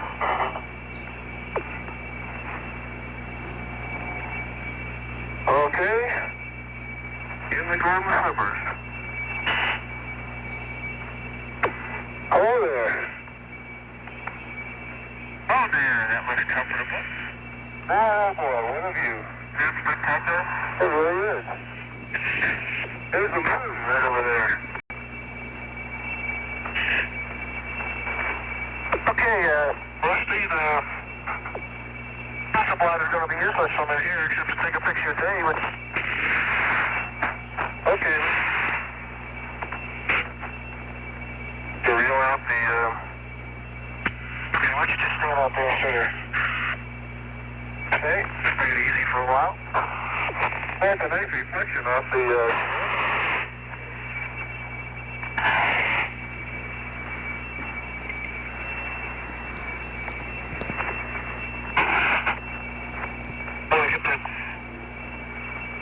Don't ever get it open again.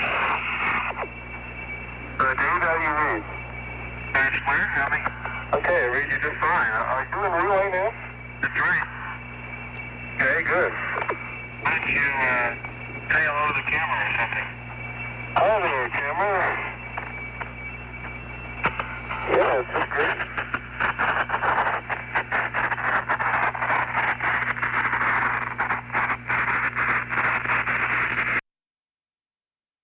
And that's LOS at Huntsville.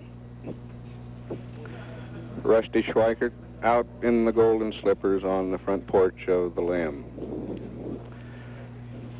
We copied a few unofficial times here. We'll refine those later, but Jim McDivitt reported at 72:57 that the lunar module had been depressed for 12 minutes.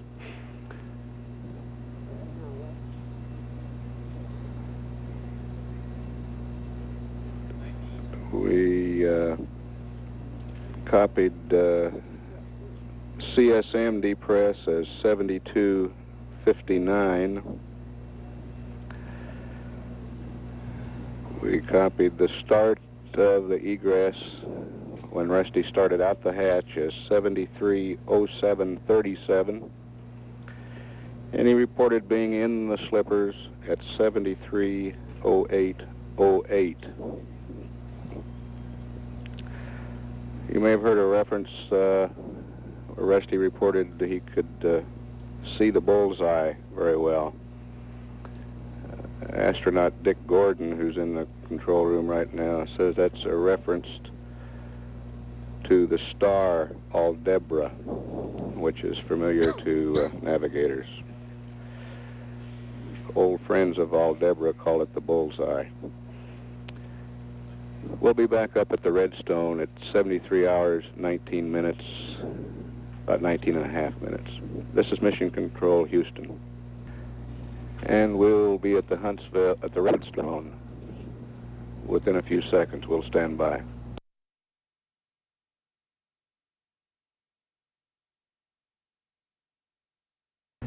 The sequence camera. Well, heck. Let me take one of the radar antennas. I haven't taken one of that. Spider and Gumdrop, we have you through Redstone, and we've been copying you loud and clear. Very good, Houston. Everything's going on fine up here. Raj, we copied you all from Carnarvon and Huntsville real well. We've been following you, and it sounds great. Okay. Do you have anything special that you want done in this pass?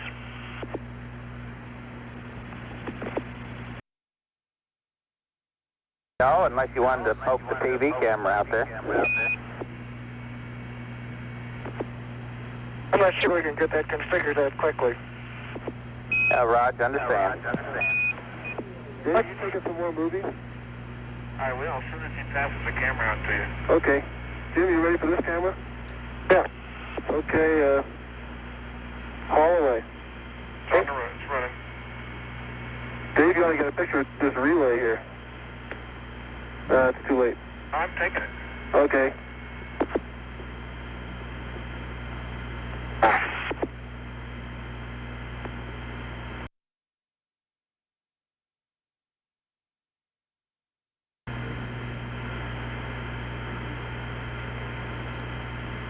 Right in. And Spider and Gumdrop, this is Houston. You're clear to do anything, go as far as you want. Houston, you cut up on that one. Say that again. Rod, just to let you know that sounds great, and you're clear to go as far as you want to, as far as we're concerned. Okay. How about the time limit? How you feeling, Rusty? I'm feeling fine.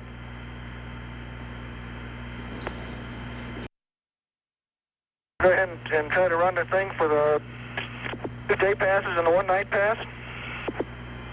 Looks like we might be able to do that for you. Jim, that's your decision. It's up to you. It's all go with us. Okay, the thing that bothers me is if it does, we may have to reconsider how we're going to do that rendezvous tomorrow. We're going to have to get some sleep here sometime. Raj, we copy. Well, think it over and see what you decide. Okay. And Houston, gumdrop.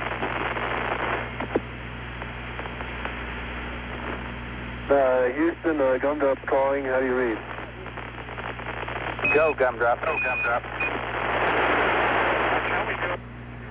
But I can't really tell when the jets are firing, and it's sort of hard for me to tell on the quantity.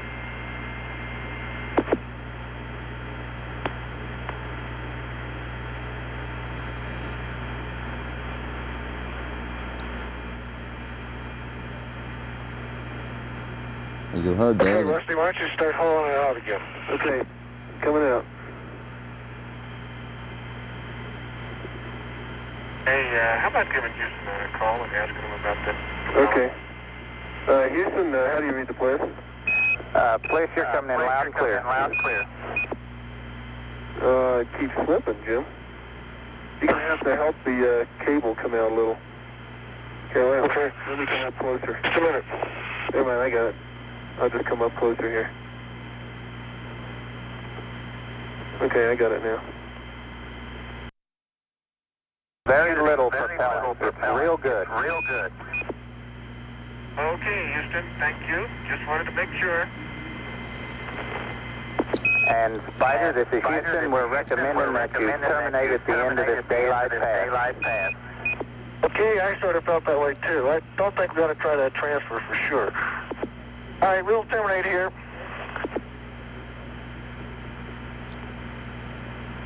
Okay, Dave, come on out. Okay. I'm going to let the camera run here.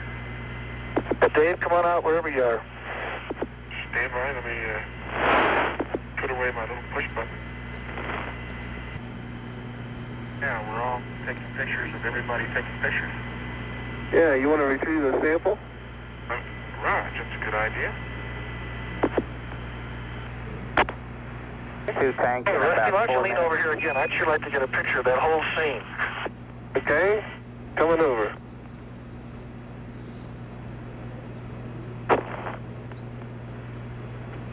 Gumdrop, you'll be getting a warning in about 4 minutes on your H2 tank. No sweat.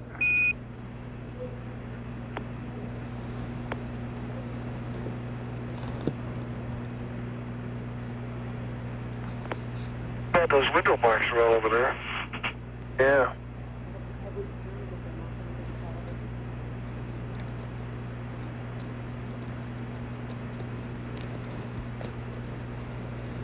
Gumdrop, this is Houston. You may be getting a warning on your H2 tank. No problem. Okay, you ready for... Okay, you ready? Thermal samples here? Ready. Dave, let me get around here where I can get a picture too. Okay. Gumdrop, Houston. All these marks all over the window. Shoot, oh dear.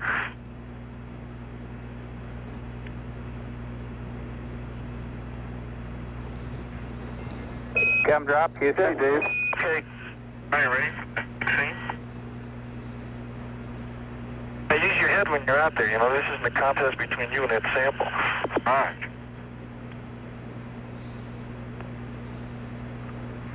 Gumdrop, Houston. Anticipate a warning very soon on your H2 tank. Okay, and you want to hook it in the solid ring, David, rather than that wire. Okay. You get me 3 up.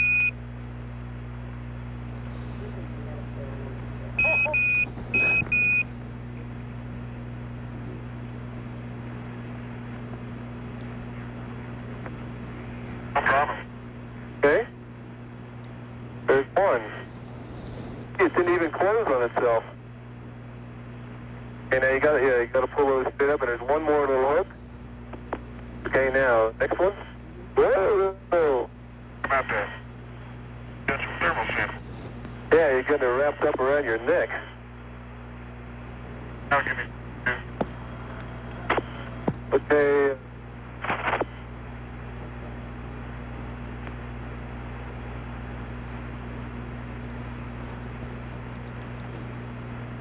Come drop, do you reach Houston? Okay.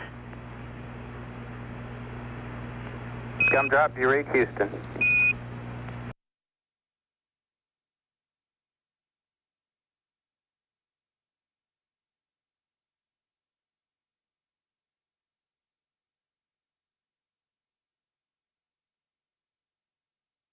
Get some more film going across Baja here.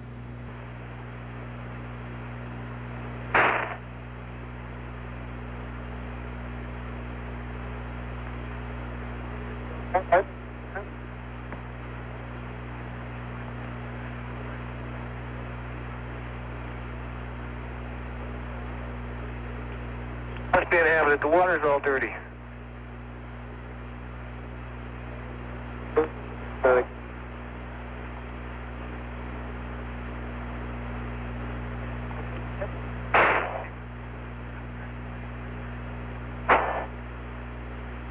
Is it gone?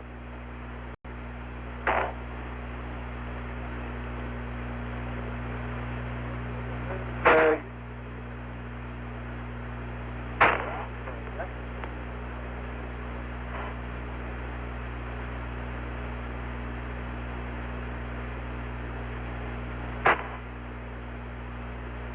smoke.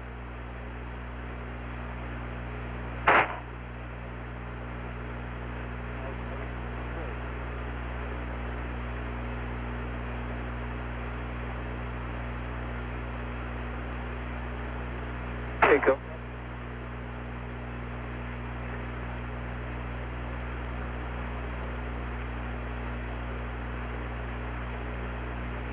David, things are still falling out up there. What are you doing? Throwing everything overboard?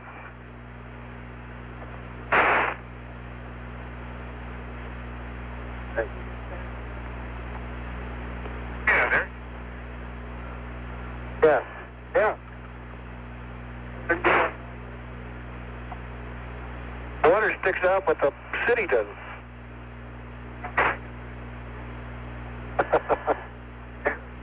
Now the winds look pretty strong.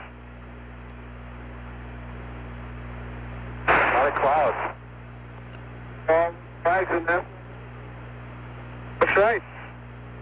The red, white, and blue from up here.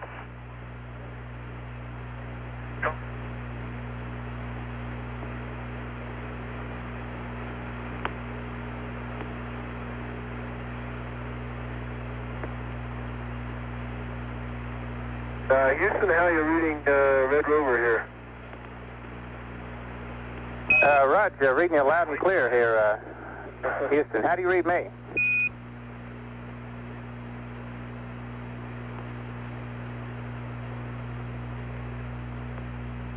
Wonder why they're not talking to us.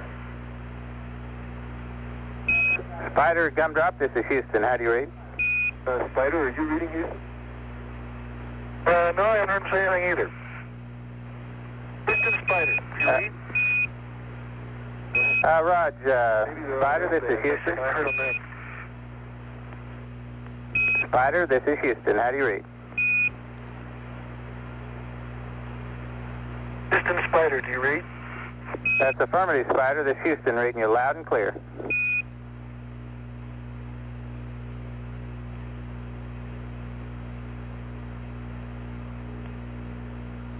Okay, Rusty, why don't you pass the camera back in here and work on the handrails up there for just a minute. Could you stand by one? The change film packs here.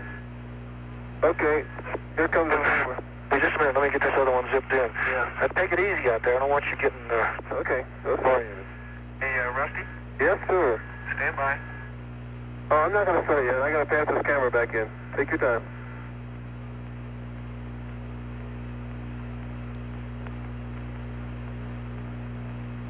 Ooh, that sun's really bright.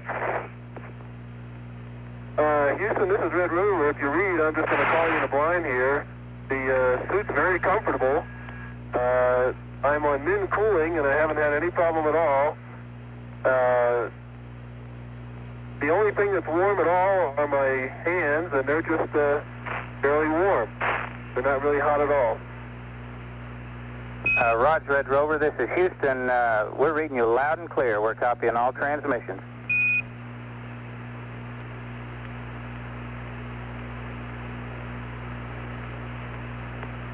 Well, you know, that tether, good way of getting things in and out, but they're sort of out of control. Well, once they get inside? Oh, just get them through that last part of the door there. They ricochet off every... Stop on your knee. I haven't... It's an anti-fog wipe. I tell you, the toughest part of the whole thing is trying to change the film magazine. I figured it would be, Dave. You don't think you can hack it? It's a mundane task. Matter of fact, Rusty, why don't you get out there and move around a little bit?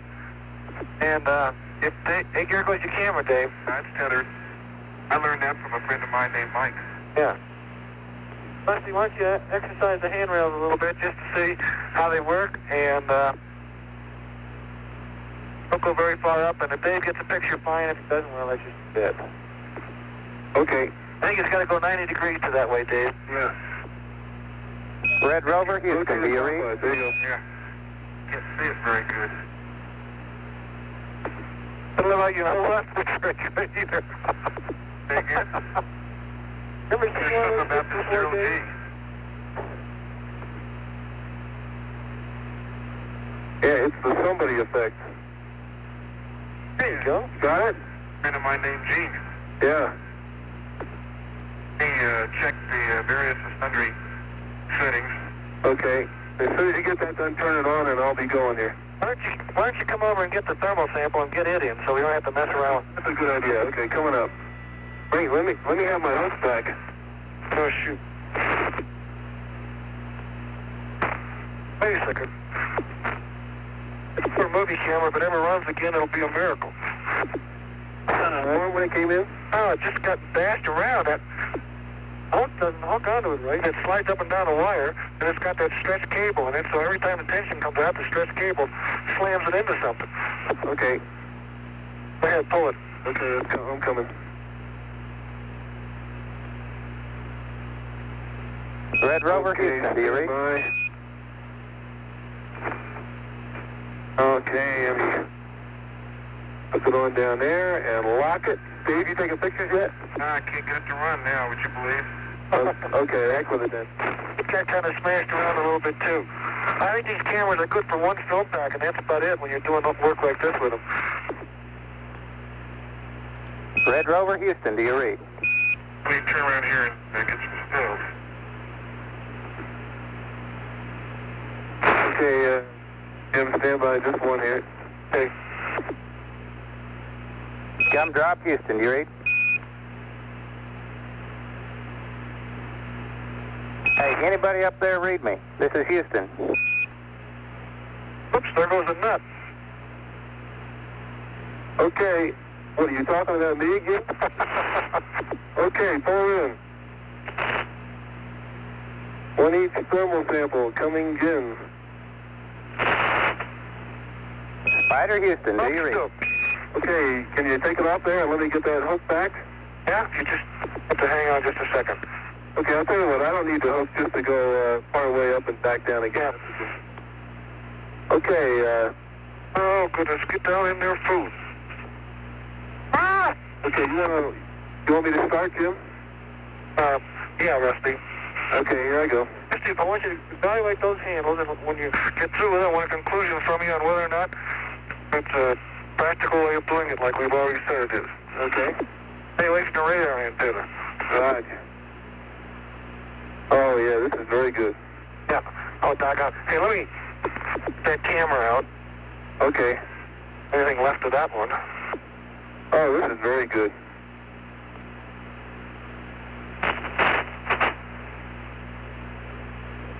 This is no problem at all. Good. You're right there. Smile. Hello there. This is no problem at all. Okay, go on back down it again and Dave, did you get your movie camera running yet? No, I haven't. I'd like to try it, though, if you give me a minute. You've got 4 minutes. Okay, in 4 minutes, we're going to have to come back in. Put them without the movies. If we get them, fine. Yeah, there are almost no disturbing torques. I mean, I don't have any problem at all just maintaining myself wherever I want. Look around the window here, can you? Yeah, hold on. I'll just push out a little bit. Let me come up this way. How's that? I'm in the shade, though. That's okay. Oh, now you gotta see good pictures. If you're getting good pictures, it'll take a lot of them. Yeah, that's true. Maybe it change the settings a little too, huh? Yeah.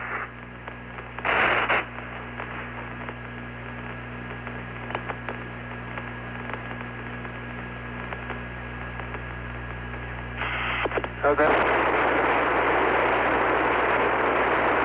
Pretty good. Yeah, I don't want to touch the quad though. Good idea. Don't touch the quad. Yeah.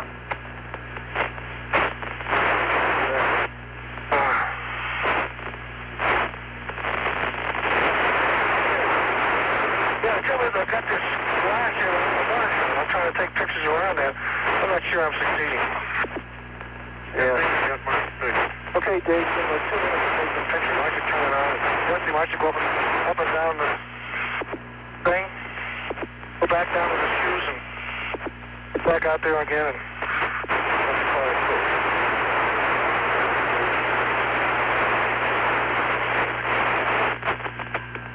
Going.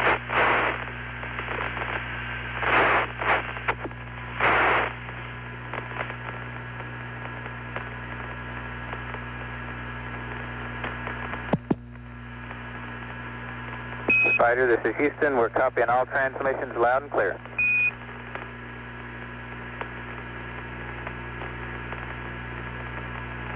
Well, that's a very pretty scene.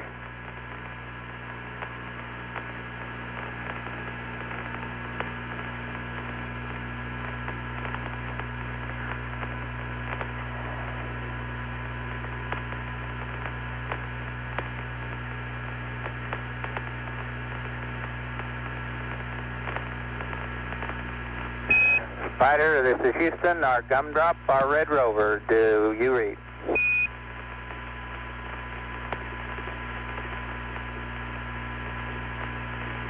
Hello, gumdrop. This is Houston. How do you read?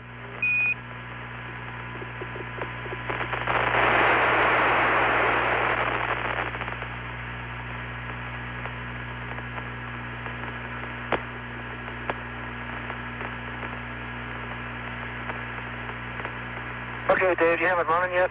Just about. What? Just about. Better set it on 24 frames a second. Yeah, and hand hold it, yeah. Do something. It's gonna have to come in.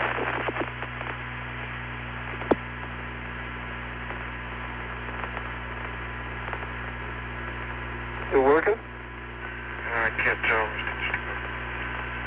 I could feel it when mine was going.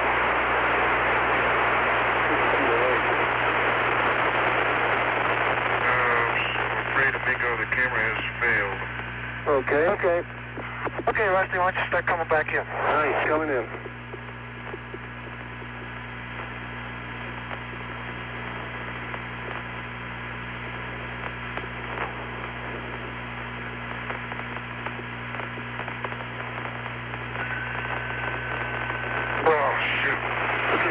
Pull in the tether a little? I'd sure like to. Oh.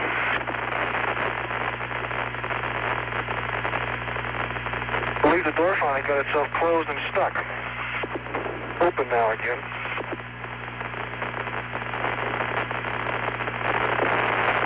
Okay.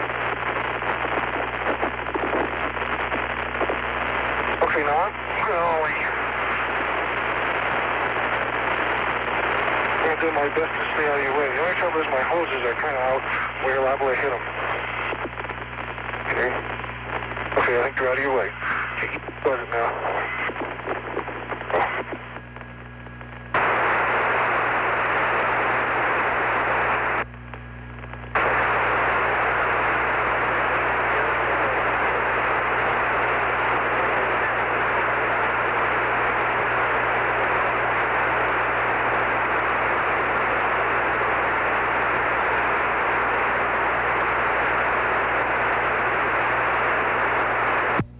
We're between the Vanguard and the Canaries. Canaries should acquire right now.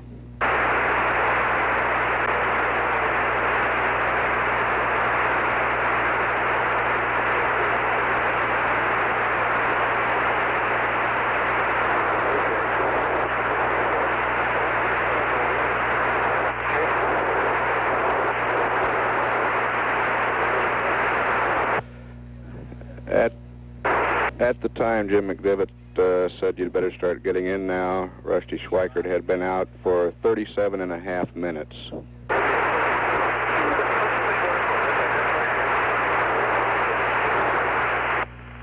There we go.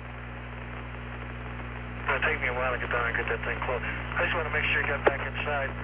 I was having trouble with the hatch. Every time it wants closed.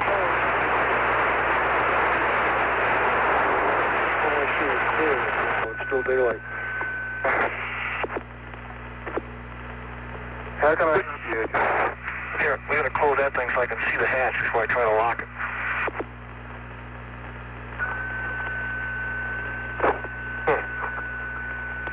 Here we are. Okay. Okay.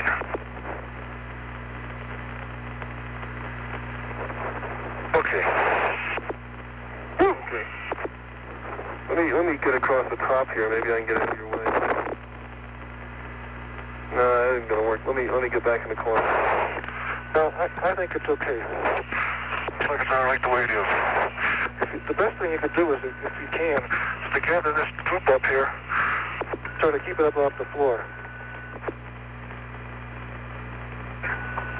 Okay, Davey, you ought to start getting your hatch closed. Say again? Better start getting your hatch closed if you're not already doing it. Okay? Spider, this is Houston. Do you read? It sounds like you got your hatch closed. Not quite. It's closed, just not locked. Raj, understand. Gum drop, Houston, go ahead.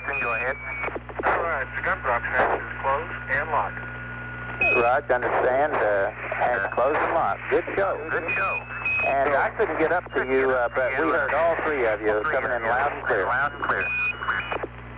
Sounded like Red Rover had quite a time.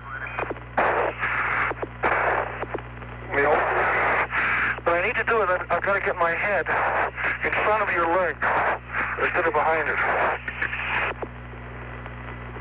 There, that's good. Ooh, it's closed. Locked. It's locked? Houston, copy.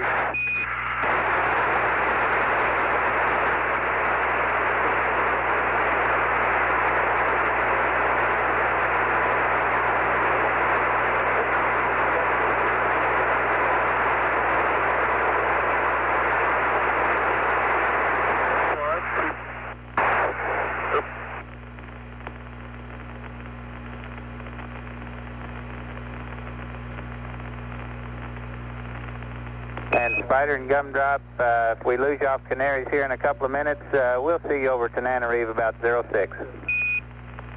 Okay. Wait a second, let me get the flap over. Okay, I got it. That's all auto, or this one should be an auto. It is? Okay.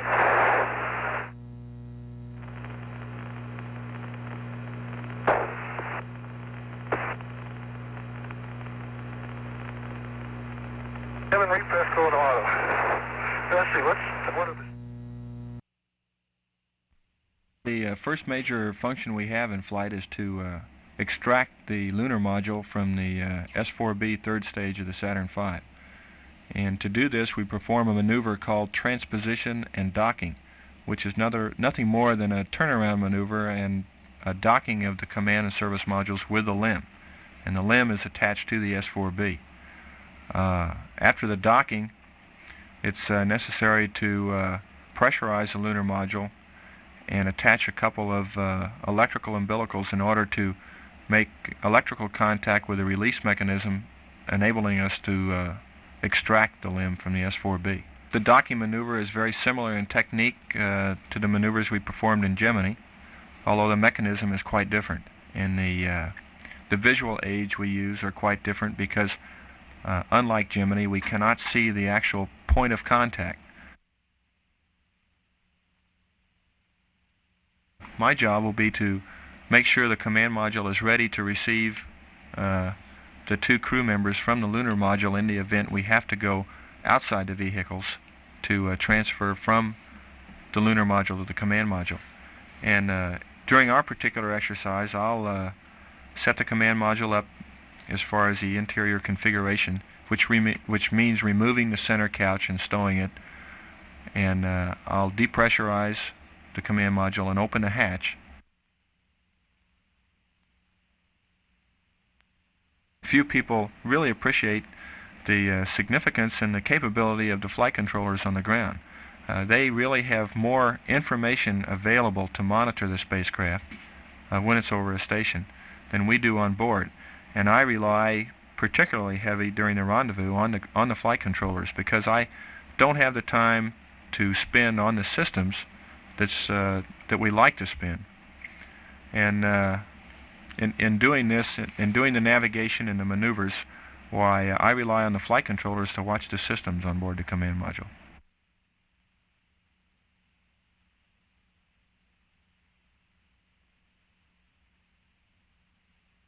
Mr. Maynard, one of the interesting changes as the design of the lunar module evolved was that of the hatches and or docking tunnels. You originally had two docking tunnels through which astronauts could crawl. Now that has changed. And also there's a somewhat lopsided look about this lunar module. Well, first of all, how about the docking tunnels? Well, the original proposal from the contractor was to have two docking tunnels to fulfill the requirement as was understood at the time. The top tunnel was for the top docking tunnel was the point where the command module would turn around and dock on the lunar module and pull it out of the spacecraft LEM adapter.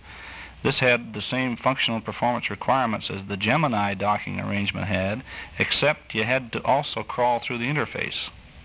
The tunnel was in the middle of the connection. That's right, and so this compounded our problems over the Gemini problems considerably.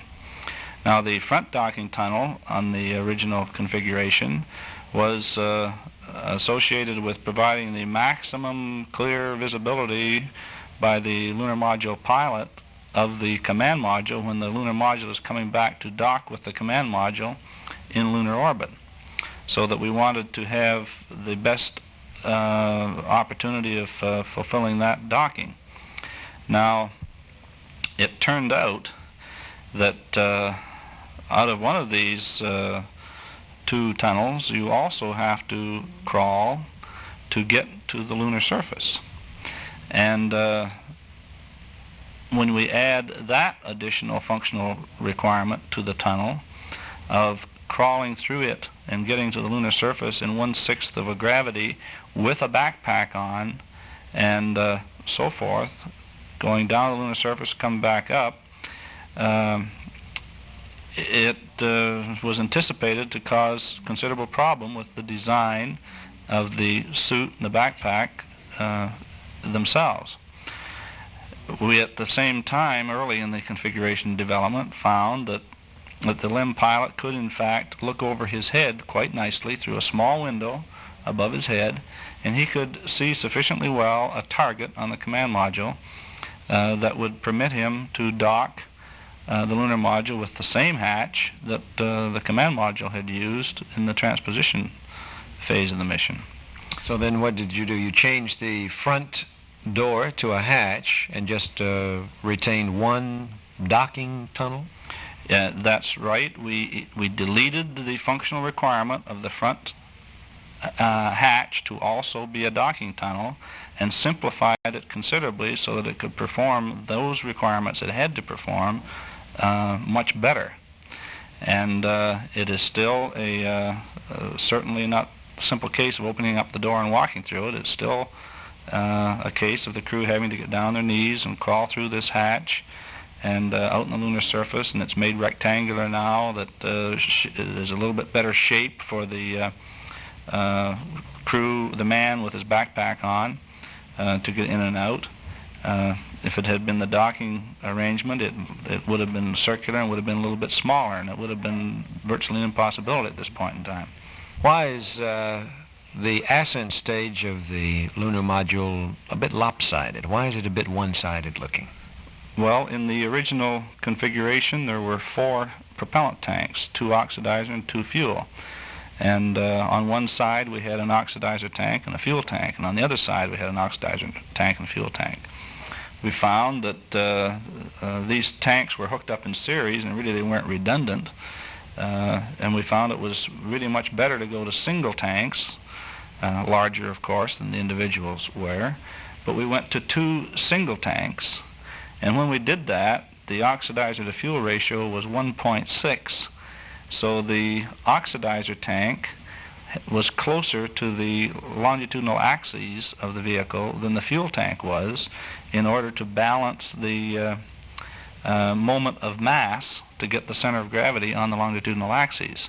In other words, do you mean that the amount of fuel weighs less than the amount of oxidizer that's carried? That is correct, and that fuel is therefore farther from the axes. To maintain the center of gravity right down the middle. To maintain the center of consumables gravity, the center of gravity of the consumables, so that the center of gravity of the vehicle will stay pretty much in the same place as well. I see. Well, thanks very much, Mr. Maynard, for explaining 2 more interesting aspects of why the lunar module looks as it does. Dick Fenner, this will be the first time that the radar system will have been used on a lunar module. And I know it's extremely important because of that rendezvous that's to be conducted. Would you tell me how it works and a little more about it? Well, the rendezvous radar is a device very similar to a radar systems that are used by aircraft in the United States Air Force. That one in particular is used for rendezvous of fighters for refueling. The rendezvous radar is what is called a monopulse radar. It's a device that's used in essence to measure range and range rate between 2 vehicles in movement, either spacecraft and or aircraft. In this case, it'll be the lunar module trying to rendezvous or catch up with the command and service module. Now, all of the active equipment for this particular radar is on board the LEM, isn't it? Well, that's not exactly so. This is a radar, but not a radar in the sense that people are perhaps familiar with radar. Radar was developed in the original and in the 1930s to detect aircraft in flight, and as such, the radar waves were reflected off the surface of the aircraft. This radar system is called a cooperative radar system, in which we have a beacon or transponder, in this case in the command and service module, which cooperates with the radar when it says and transmits a signal back to the lunar module upon command. So in such, it's called a cooperative radar system. Would it be fair to say that the radar on the lunar module asks a question and that the radar transponder on the command module answers the question? That's very true. That's a very good description. Okay. Then what does it do? How is this information used? Well, the range rate information and what we call line of sight angle, and this perhaps diverge a minute and tell you and try to explain what line of sight angle is. If we imagine ourselves looking straight ahead and something appeared to our right, level with our eyes would move to the right and focus on that object without our head moving. Now, a line of sight angle is the angle in degrees between the direction where we were looking and the direction we see the new object to our right. This is called line of sight angle. And in essence, it's the angle between the direction that the lunar module is moving and the target that the radar is tracking. In degrees. This information, range rate, and line of sight angle are fed into the guidance system and used to compute what is called delta V, or the amount of velocity correction used to achieve a rendezvous. this will be absolutely necessary, this unit, this rendezvous radar unit, in order for Apollo pilots to bring the LEM back to the command module. This is the primary method, is that right? Yes, if you want to leave it as primary now. There's actually several methods that can be used to achieve rendezvous. The primary system is the rendezvous radar in conjunction with the guidance system on the lunar module.